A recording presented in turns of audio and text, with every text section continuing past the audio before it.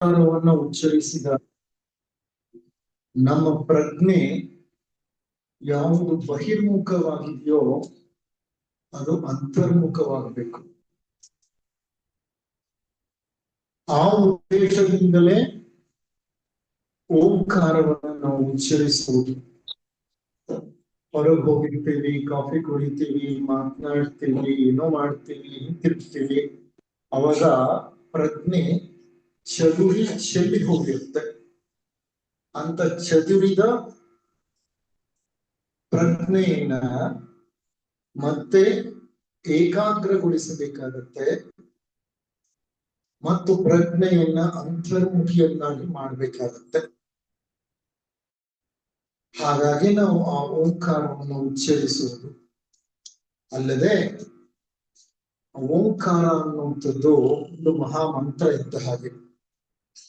ಅದು ನಮ್ಮನ್ನ ಆ ಭಗವಂತನೊಡನೆ ಸೇರಿಸುವ ಒಂದು ಸರಪಳಿ ಅಂತ ಹೇಳಬಹುದು.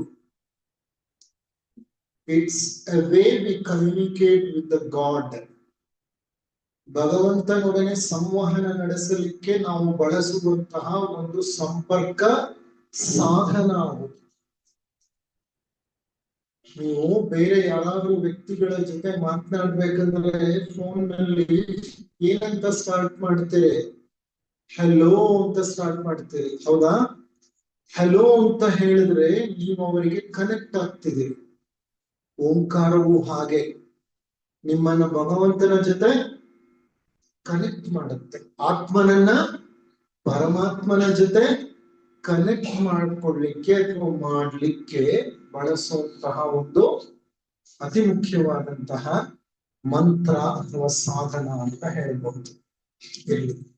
ಈಗ 1 ಗಂಟೆ ಉಪನ್ಯಾಸಕ್ಕೆ ತೆಗೆದುಕೊಂಡಿರುವಂತಹ ವಿಚಾರ ಸಪ್ತ ಪ್ರಜಾಪತಿಗಳು, ಸಪ್ತೀಕರಣ, ಸಪ್ತ ಶಾಖಾಧಿಪತಿಗಳು ಮತ್ತು ಮಾನವರಲ್ಲಿನ 7 ಸ್ವಭಾವಗಳು. ಮತ್ತೆ ಓದ್ತೀನಿ. ಸಪ್ತ ಪ್ರಜಾಪತಿಗಳು, ಸಪ್ತೀಕರಣ, ಸಪ್ತ ಶಾಖಾಧಿಪತಿಗಳು ಮತ್ತು ಮಾನವರಲ್ಲಿನ 7 ಸ್ವಭಾವಗಳು. ಈ ಒಂದು ವಿಷಯವನ್ನ ನಾವು ಅರ್ಥ ಮಾಡ್ಕೋಬೇಕಾದ್ರೆ ಹಿನ್ನೆಲೆಯಾಗಿ ನಮಗೆ ಕೆಲವು ವಿಷಯಗಳು ಗೊತ್ತಿರಬೇಕು. ಮೂಲತಃ ಈ 2 ದಿನಗಳ ಕಾರ್ಯಕ್ರಮವನ್ನ ಮುಕ್ತಾಯ ಮಾಡಿ ನಾವು 3ನೇ ದಿವಸಕ್ಕೆ ಬಂದಿದ್ದೀವಿ. ನಿಮಗೆ ಈ ವಿಷಯಗಳು ಗೊತ್ತಿರಬೇಕು. ಯಾವುದು? 5ನೆಯ ದೀಕ್ಷೆಯನ್ನ ನಾವೇನಂತ ಕರೀತೀವಿ? ಜೀವನ್ಮುಕ್ತ ದೀಕ್ಷೆ ಅಂತ ಕರೀತೀವಿ. ಆ ಜೀವನ್ಮುಕ್ತ ದೀಕ್ಷೆಯನ್ನೇ ಬೌದ್ಧ ಮತದಲ್ಲಿ ಅಶೇಖ ಅಂತ ಕರೀತಾರೆ. ಆ ಜೀವನ್ಮುಕ್ತ ದೀಕ್ಷೆಯ ನಂತರ 6, 7, 8, 9ನೆಯ ದೀಕ್ಷೆಗಳು ಅಥವಾ 10ನೆಯ ದೀಕ್ಷೆಯ ತನಕ ಸ್ವಲ್ಪ ಬಹಳ ಕಡಿಮೆಯ ವಿಚಾರಗಳು ನಮಗೆ ತಿಳಿದಿದೆ. ಅದು ಗೊತ್ತಿದ್ರೆ ಮುಂದಿನ ವಿಷಯ ನಿಮ್ಗೆ ಅರ್ಥ ಆಗುತ್ತೆ. 6ನೆಯ ದೀಕ್ಷೆ ಅನ್ನೋದನ್ನ ಋಷಿ ದೀಕ್ಷೆ ಅಂತ ಕರೀತಾರೆ. ಚೋಹನ್ನರು ಅಂತ ಕರೀತಾರೆ. ಚೋಹನ್ ಅಂತಂದ್ರೆ ಋಷಿ ಅಂತ ಒಂದರ್ಥ. ಯಾರಿದ್ದಾರೆ 6ನೆಯ ದೀಕ್ಷೆಯಲ್ಲಿ? ನಮ್ಮ ಥಿಯೋಸಾಫಿಕಲ್ ಸೊಸೈಟಿಯ ಅಂತರಂಗ ಸ್ಥಾಪಕರಾದ ಮೌರ್ಯರು, ಕುಟುಂಬಿಗಳು ಇದ್ದಾರೆ. ಅವರಿಬ್ಬರು 6ನೇ ದೀಕ್ಷೆಯಲ್ಲೇ ಇರೋರು. 6ನೇ ದೀಕ್ಷೆಯಲ್ಲಿ ಯಾರಿದ್ದಾರೋ ಅವರು ಶಿಷ್ಯರನ್ನು ತೆಗೆದುಕೊಳ್ಳಬಹುದು. 5ನೇ ದೀಕ್ಷೆ ಜೀವನ್ಮುಕ್ತರಾದ ತಕ್ಷಣ ಶಿಷ್ಯರನ್ನ ತಗೊಳ್ಳಿಕ್ಕೆ ಸಾಧ್ಯ ಇಲ್ಲ. ಅವರ 6ನೇ ದೀಕ್ಷೆ ಹೊಂದಿದಾಗ ಅವರು ಶಿಷ್ಯರನ್ನ ತೆಗೆದುಕೊಳ್ಳಬಹುದು. ಮಹಾತ್ಮ ಮೌರ್ಯರಿಗೂ ಕುಟುಂಬಿಗಳಿಗೂ ಶಿಷ್ಯರಿದ್ದಾರೆ. ಇವರು ನಮ್ಮ ಅಂತರಂಗ ಸ್ಥಾಪಕರು. ಅವರ ಅಲ್ಲದೆ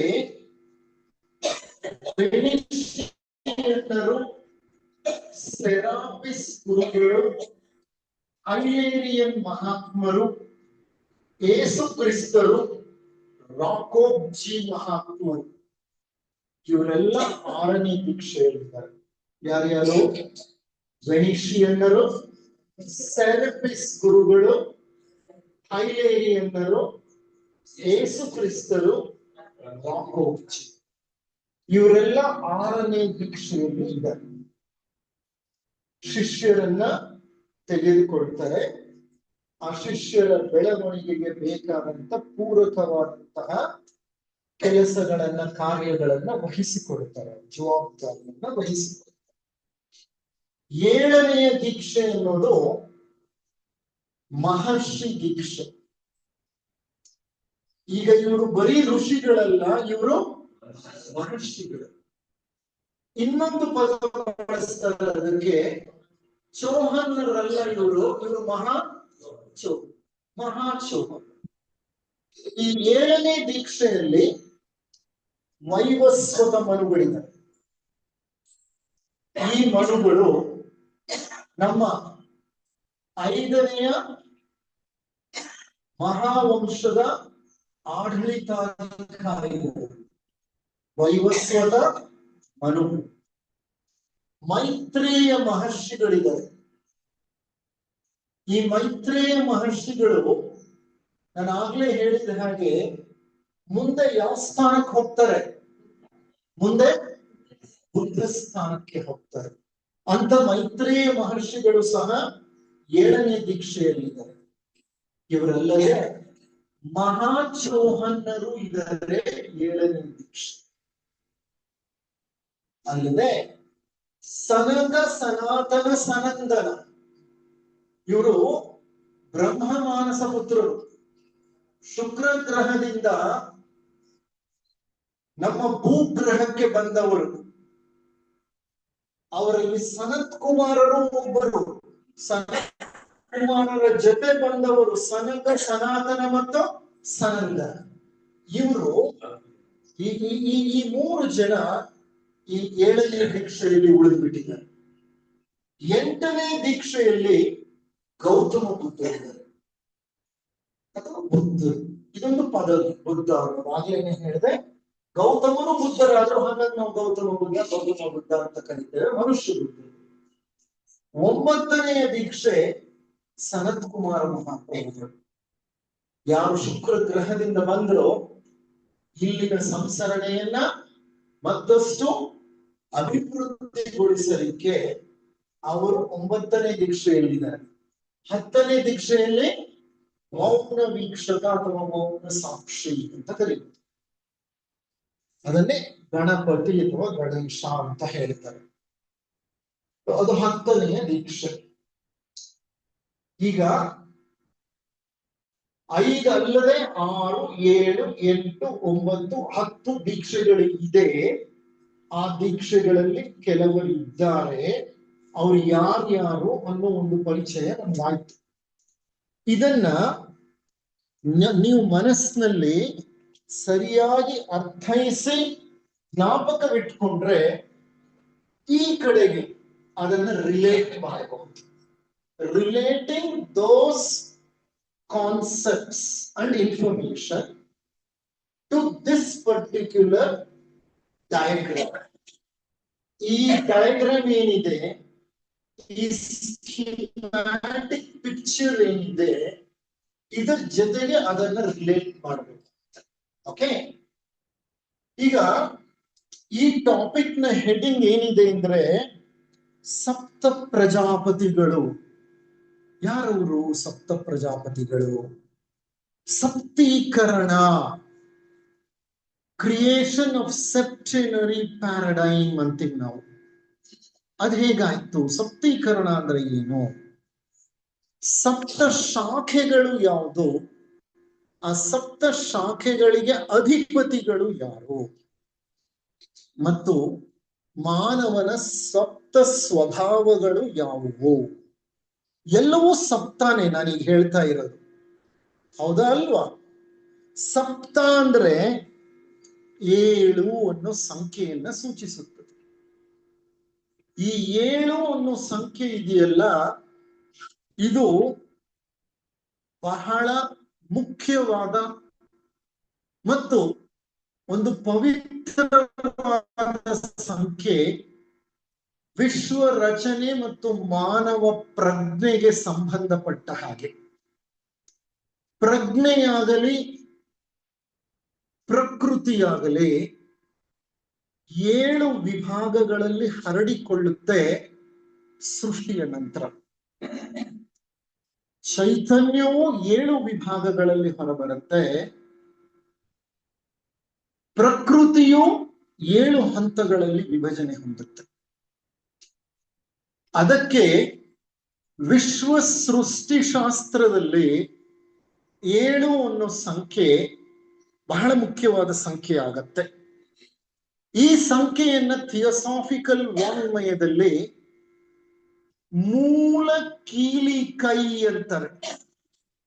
ಮೂಲ ಕೀಲಿ ಕೈ ಅಂದ್ರೆ ಅರ್ಥ, it is A fundamental key. ಇದನ್ನ ಅರ್ಥ ಮಾಡ್ಕೊಂಡ್ರೆ ಸಾಕಷ್ಟು ವಿಷಯಗಳು ನಿಮಗೆ ವಿಶದವಾಗಿ ಗೊತ್ತಾಗುತ್ತೆ. ಸಾಕಷ್ಟು ವಿಷಯಗಳು ನಿಮಗೆ ವಿಶದವಾಗಿ ಗೊತ್ತಾಗುತ್ತೆ. ಮನುಷ್ಯನಲ್ಲಿ ಸಪ್ತ ತತ್ವಗಳಿವೆ, 7 ತತ್ವಗಳು. ಯಾವುದದು? ಆತ್ಮ, ಬುದ್ಧಿ, ಅರೂಪ ಮನಸ್ಸು, ರೂಪ ಮನಸ್ಸು, ಪ್ರಾಣ, ಲಿಂಗ ಶರೀರ, ಸ್ಥೂಲ ಶರೀರ. ಅಂದ್ರೆ ಇದು ಸಪ್ತವೇ. ಮನುಷ್ಯನಲ್ಲಿರೋ ತತ್ವಗಳು ಸಪ್ತವೇ. ನಮಗ್ ತಿಳಿದಿರುವಂತೆ ಸಪ್ತರ್ಷಿಗಳು, ಸಪ್ತರ್ಷಿ ಮಂಡಲ ಅಂತ ಕೇಳಿದ್ದೀರಾ? ಸಪ್ತರ್ಷಿಗಳು 7 ಋಷಿಗಳು.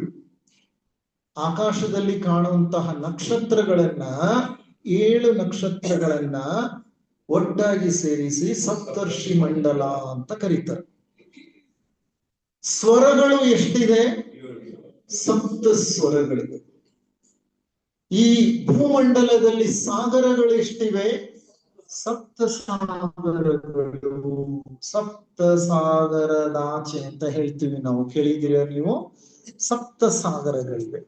ಖಂಡಗಳು ಎಷ್ಟಿವೆ? ಸಪ್ತ ಖಂಡಗಳಿವೆ. ಲೋಕಗಳು ಎಷ್ಟಿವೆ? ಸಪ್ತ ಲೋಕಗಳಿವೆ. ದೇಹಗಳೆಷ್ಟಿವೆ? ಸಪ್ತ ದೇಹಗಳಿವೆ. ಪ್ರಜಾಪತಿಗಳು ಎಷ್ಟು ಜನ ಇದ್ದಾರೆ? ಸಪ್ತ ಪ್ರಜಾಪತಿಗಳಿದ್ದಾರೆ. ಎಲ್ಲವೂ 7. 7 ಅನ್ನುವಂಥದ್ದು ಒಂದು ಪವಿತ್ರವಾದಂತಹ ಒಂದು ಸಂಖ್ಯೆ ಅಂತ ಅದಕ್ಕೆ ಹೇಳಿತ್ತು. ಅಲ್ಲದೆ ಈ ವಿಶ್ವ ಹೇಗೆ ಅಂದ್ರೆ ಇದು ಆವರ್ತನಗಳ ನಿಯಮಕ್ಕೆ ಒಳಗಾಗಿದೆ. ಲಾ ಆಫ್ ಸೈಕಲ್ಸ್ ಅಂತ ಹೇಳ್ತಾರೆ, ಲಾ ಆಫ್ ಪೀರಿಯಾಡಿಸಿಟಿ ಅಂತ ಹೇಳ್ತಾರೆ. ಇದು ಸೀಕ್ರೆಟ್ ಡಾಕ್ಟ್ರಿನ್ ಅಲ್ಲಿ ಬರುತ್ತೆ. ಏನು ಹಾಗಂದ್ರೆ ಆವರ್ತನ ಅಂದ್ರೆ, ಅದನ್ನ ಸರಿಯಾಗಿ ಅರ್ಥ ಮಾಡ್ಕೋಬೇಕಂದ್ರೆ ಒಂದು ಸಣ್ಣ ಗಡಿಯಾರದ ಉದಾಹರಣೆ ತಗೊಳ್ಳೋಣ. ಗಡಿಯಾರದಲ್ಲಿರುವಂತ ಮುಳ್ಳು, ಅದು ಸೆಕೆಂಡ್ ಮುಳ್ಳಾಗಿರ್ಲಿ, ನಿಮಿಷದ ಮುಳ್ಳಾಗ್ಲಿ, ಗಂಟೆಯನ್ನ ಸೂಚಿಸೋ ಮುಳ್ಳಾಗ್ಲಿ, ಅದು ಬೇರೆ ವಿಷಯ. ಯಾವುದೇ ಮುಳ್ಳನ್ನ ತಗೊಳ್ಳಿ, ಆ ಗಡಿಯಾರದ ಮುಳ್ಳು ಏನ್ ಮಾಡುತ್ತೆ? ಕ್ರಮಬದ್ಧವಾಗಿ ಮೇಲಿಂದ ಕೆಳಗೆ, ಅಂದ್ರೆ 12ರಿಂದ 6ಕ್ಕೆ ಇಳಿಯುತ್ತೆ. 6ಕ್ಕೆ ಇಳಿದಿದ್ದು ಮತ್ತೆ ಏನಾಗುತ್ತೆ? 12ಕ್ಕೆ ಹೋಗುತ್ತೆ. ಅಲ್ಲಿ ನಿಂತು ಬಿಡುತ್ತ ಅದು. ಮತ್ತೆ ಏನ್ ಮಾಡುತ್ತೆ? ಮತ್ತೆ ಕೆಳಗೆ ಬರುತ್ತೆ. ಮತ್ತೆ ಏನಾಗತ್ತೆ? ಮೇಲ್ ಹೋಗುತ್ತೆ. ವಿಶ್ವವು ಹಾಗೆ. ಸೃಷ್ಟಿ ಲಯ, ಸೃಷ್ಟಿ ಸ್ಥಿತಿ ಲಯ. ಲಯವಾದ್ಮೇಲೆ ಮತ್ತೆ ಏನಾಗುತ್ತೆ? ಮತ್ತೆ ಸೃಷ್ಟಿ ಪ್ರಾರಂಭವಾಗುತ್ತೆ, ಮತ್ತೆ ಸ್ಥಿತಿ, ಮತ್ತೆ ಲಯ. ಇದು ಎಷ್ಟೋ ಕಾಲದಿಂದ ನಡೀತಾ ಇದೆ ಈ ಆವರ್ತನ. ಅದೆಷ್ಟು ಬಾರಿ ಸೃಷ್ಟಿಯಾಯ್ತೋ ಈ ಅಖಿಲಾಂಡ ಕೋಟಿ ಬ್ರಹ್ಮಾಂಡ, ಅದೆಷ್ಟು ಬಾರಿ ಲಯ ಹೊಂದಿತೋ ನಮಗ್ ಗೊತ್ತಿಲ್ಲ, ನಮಗ್ ಖಂಡಿತ ಗೊತ್ತಿಲ್ಲ. ಬರೀ ಸೃಷ್ಟಿ ಒಂದೇ ಅಲ್ಲ, ಕಾಲಮಾನವು ಹೀಗೆ ಜರುಗತ್ತೆ. ಒಂದು ಮನ್ವಂತರ ಹುಟ್ಟುತ್ತೆ, ಆ ಮನ್ವಂತರದಲ್ಲಿ ಒಂದು ಸಂಸ್ಕೃತಿಯೋ ನಾಗರಿಕತೆಯೋ ಜನಾಂಗಗಳೋ ಎಲ್ಲ ಬೆಳೆಯುತ್ತವೆ. ಕೊನೆಗೆ ಆ ಮನ್ವಂತರ ಮುಕ್ತಾಯವಾಗುತ್ತೆ. ಮುಕ್ತಾಯವಾದ್ಮೇಲೆ ಮತ್ತೊಂದು ಮನ್ವಂತರ ಪ್ರಾರಂಭವಾಗುತ್ತೆ.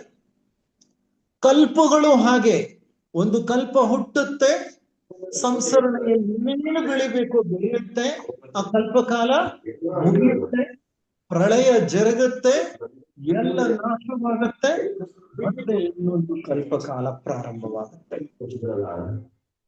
ದಿನ ಹಗಲಾಗತ್ತೆ, ಮಧ್ಯಾಹ್ನ ಆಗತ್ತೆ, ಸಂಜೆ ಆಗತ್ತೆ, ರಾತ್ರಿ ಆಗತ್ತೆ, ಮತ್ತೆ ಬೆಳಕಾಗುತ್ತೆ. ಗಮನಿಸಿ ನೋಡಿ, ಹೌದಾ ಅಲ್ವಾ?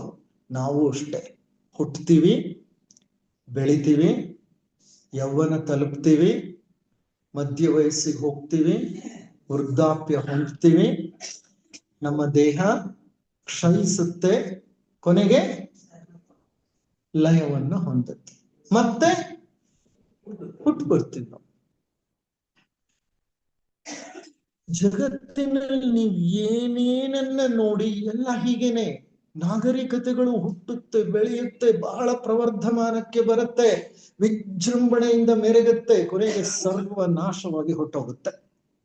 ಆ ನಾಶವಾದಂತಹ ನಾಗರಿಕತೆಯ ಬೂದಿಯ ಮೇಲೆ ಮತ್ತೆ ಹೊಸ ನಾಗರಿಕತೆ ಹುಟ್ಟುತ್ತೆ. ನಕ್ಷತ್ರಗಳನ್ನ ತಗೊಳ್ಳಿ, ಹುಟ್ಟುತ್ತವೆ. ಪ್ರೋಟೋಸ್ಟಾರ್ ಅಂತೀವಿ, ಶಿಶು ನಕ್ಷತ್ರ ಬೆಳೆಯುತ್ತೆ, ಬೆಳೆದ ಮೇಲೆ it becomes red star. We call it as red giant ಅಂತೀವಿ. ಕೆಂಪು ಬಣ್ಣದ ದೈತ್ಯ ಗಾತ್ರದ ನಕ್ಷತ್ರ ಅದು. ಅದು ಯೌವನದಲ್ಲಿದೆ ಅಂತ ನಕ್ಷತ್ರವನ್ನ ಕಂಡಾಗ ಅದು ಯೌವನದಲ್ಲಿದೆ. ಮುಂದೆ ಏನಾಗುತ್ತೆ ಅದು? It becomes white dwarf. White dwarf ಅಂದ್ರೆ ಶ್ವೇತ ಕುಬ್ಜ. ಆ ಕೆಂಪುಗೆ ದೈತ್ಯಾಕಾರದಲ್ಲಿ ಹೊಳಿತಾ ಇದ್ದ ನಕ್ಷತ್ರ ಅದರ ಗಾತ್ರವನ್ನು ಕುಗ್ಗಿಸಿಕೊಳ್ಳುತ್ತೆ. ಕೆಂಪು ಬಣ್ಣ ಅಲ್ಲ, ಈಗ ಬಿಳಿ ಬಣ್ಣದಿಂದ ಮೆರಗುತ್ತೆ. ಆಮೇಲೆ ಶ್ವೇತಕುಬ್ಜವಾದ ನಂತರ ನೆಕ್ಸ್ಟ್ ಏನಾಗುತ್ತೆ? ಶ್ವೇತಕುಬ್ಜ ಅಂದ್ರೆ ಅದು ಹೆಚ್ಚು ಕಡಿಮೆ ಮಧ್ಯ ವಯಸ್ಸನ್ನ ದಾಟ್ಬಿಟ್ಟಿದೆ ಅಂತ ಅರ್ಥ. ಶ್ವೇತಕುಬ್ಜದ ನಂತರ ಅದು it becomes a supernova. Supernova ಅಂದ್ರೆ ಆ ವೈಟ್ ಡ್ವಾರ್ಫ್ ಅಥವಾ ಶ್ವೇತಕುಬ್ಜ ಇದ್ದಕ್ಕಿದ್ದ ಹಾಗೆ ಸಿಡಿಯುತ್ತೆ. ಸಿಡಿದಾಗ ಆ ನಕ್ಷತ್ರದ ಒಳಗಿರುವಂತಹ ಎಲ್ಲ ವಸ್ತುವು ಹೊರಗಡೆಗೆ ಸಿಡಿಯಲ್ಪಡುತ್ತೆ. ಬೂದಿ, ಶಾಖ, ಸುತ್ತಲೂ ಹೊಗೆ ಹರಡ್ಕೊಂಡು ಬಿಡುತ್ತೆ.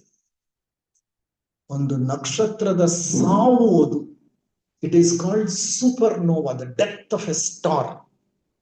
ಆ ಹೊಗೆ ಇದೆಯಲ್ಲ, ಆ ಹೊಗೆ ಅದನ್ನ ನೆಬ್ಯೂಲಾ ಅಂತ ಕರೀತಾರೆ. ಏನಂತ ಕರೀತಾರೆ? ನೆಬ್ಯೂಲಾ. ಅದು ಸಾವಿರಾರು ವರ್ಷಗಳ ಕಾಲ ಆ ಹೊಗೆ ಬರ್ತಾನೆ ಇರುತ್ತೆ. ಒಂದು ನಕ್ಷತ್ರ ಸತ್ರುನು ಅದ್ರ ಹೊಗೆ ಕಾಣ್ತಾನೆ ಇರುತ್ತೆ. We call as large Magellanic cloud ಅಂತೀವಿ, ಸ್ಮಾಲ್ ಮ್ಯಾಗಲ್ಯಾನಿಕ್ ಕ್ಲೌಡ್ ಅಂತೀವಿ. ಈ ಕ್ಲೌಡ್ ಆಕಾಶದಲ್ಲಿದೆ.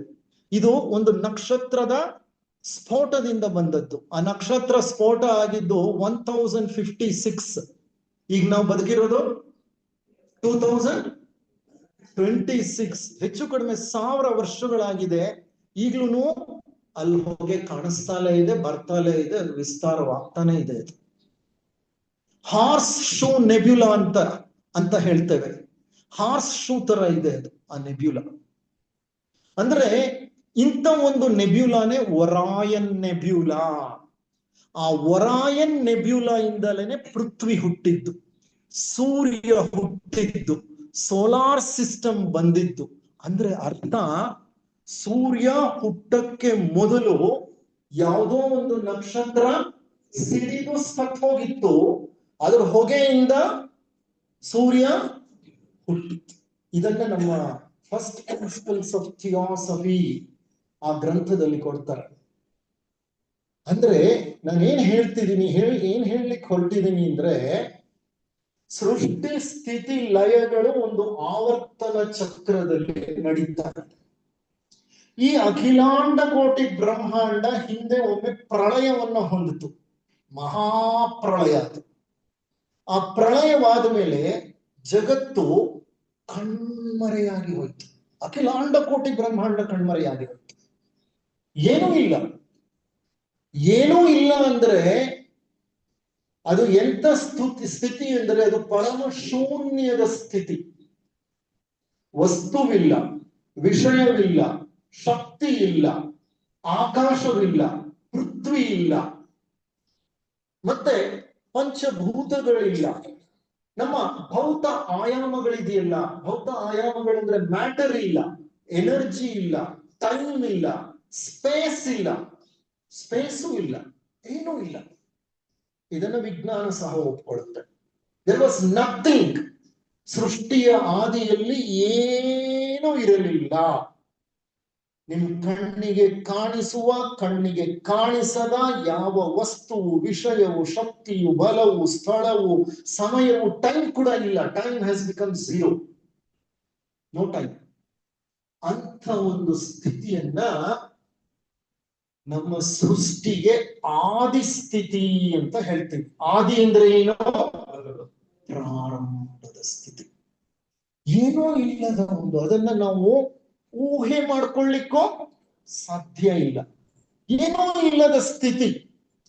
ಅಂತ ಸ್ಥಿತಿಯನ್ನ ನಮ್ಮ ಉಪನಿಷತ್ತುಗಳು ಪರಬ್ರಹ್ಮನ್ ಅಂತ ಕರೆದು, ಅಂತ ಸ್ಥಿತಿಯನ್ನ ಶೈವರು ಮಹಾಬಿಂದು ಅಂತ ಕರೆದರು. ಎಲ್ಲವೂ ಆ ಬಿಂದುವಿನಲ್ಲಿ ಅಡಕವಾಗಿತ್ತು. ಅದನ್ನ ಮಹಾಬಿಂದು ಅಂತ ಶೈವ ಸಿದ್ಧಾಂತ ಹೇಳುತ್ತೆ. ಅದನ್ನ ವೇದಗಳು ಅವ್ಯಕ್ತ, ಅವ್ಯಕ್ತ ಅಂದ್ರೆ ಅನ್ಮ್ಯಾನಿಫೆಸ್ಟ್, ಏನೋ ಇದೆ ಆದ್ರೆ ಅದು ವ್ಯಕ್ತ ಆಗಿಲ್ಲ, ಅವ್ಯಕ್ತವಾಗಿದೆ. ಸೀಕ್ರೆಟ್ ಡಾಕ್ಟ್ರಿನ್ ಸಹ ಆ ಸ್ಥಿತಿಯನ್ನ ಅನ್ಮ್ಯಾನಿಫೆಸ್ಟ್, ಅವ್ಯಕ್ತ ಅಂತ ಕರೆಯುತ್ತೆ. ಅದನ್ನ ಬೌದ್ಧ ಮತದಲ್ಲಿ ಶೂನ್ಯತಾ ಅಂತ ಕರೀತಾರೆ. ಶೂನ್ಯತಾ ಅಂದ್ರೆ ಶೂನ್ಯವಿತ್ತು ಅಂತ ಕರೀತಾರೆ. ಅದನ್ನ ಯಹೂದ್ಯರು ಯಹೇವಾ ಅಂತ ಕರೀತಾರೆ.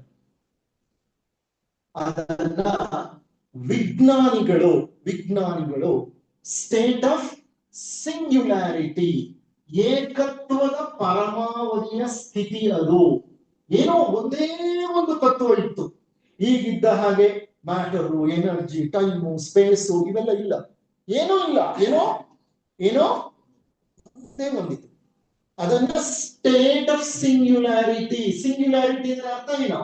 ಸಿಂಗ್ಯುಲಾರಿಟಿ ಅಂದ್ರೆ ಒಂದು. ಅದನ್ನ ವಿಜ್ಞಾನಿಗಳು ಕರೀತಾರೆ.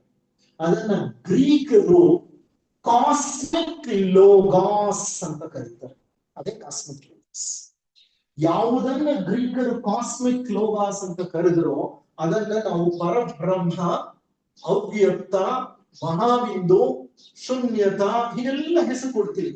ಬರೀ ಹೆಸರುಗಳೇ. ನಿಜವಾಗ್ಲೂ ಅಲ್ಲಿ ಏನಿತ್ತು ಅನ್ನೋದು ಯಾರಿಗೂ ತಿಳಿದಿಲ್ಲ. ವಿಜ್ಞಾನಕ್ಕಂತೂ ಗೊತ್ತೇ ಇಲ್ಲ. ವಿಜ್ಞಾನಿಗಳು ಹೇಳ್ತಾರೆ all our laws break down when we reach here. ಈ ಒಂದು ಸ್ಥಳದ ಬಗ್ಗೆ ವಿಜ್ಞಾನ ಮಾತನಾಡ್ಲಿಕ್ಕೆ ಹೋದ್ರೆ ವಿಜ್ಞಾನದ ಎಲ್ಲ ನಿಯಮಗಳು ಕುಸಿದು ಬೀಳುತ್ತವಂತೆ. ಅದನ್ನ ವಿವರಿಸಲಿಕ್ಕೆ ಸಾಧ್ಯ ಇಲ್ಲ. ಇದು ಸೃಷ್ಟಿಯ ಆದಿ. ಅಂತಹ ಒಂದು ಮಹಾಬಿಂದುವಿನಿಂದ ಸೃಷ್ಟಿ ಕಾರ್ಯ ಪ್ರಾರಂಭವಾಗುತ್ತೆ.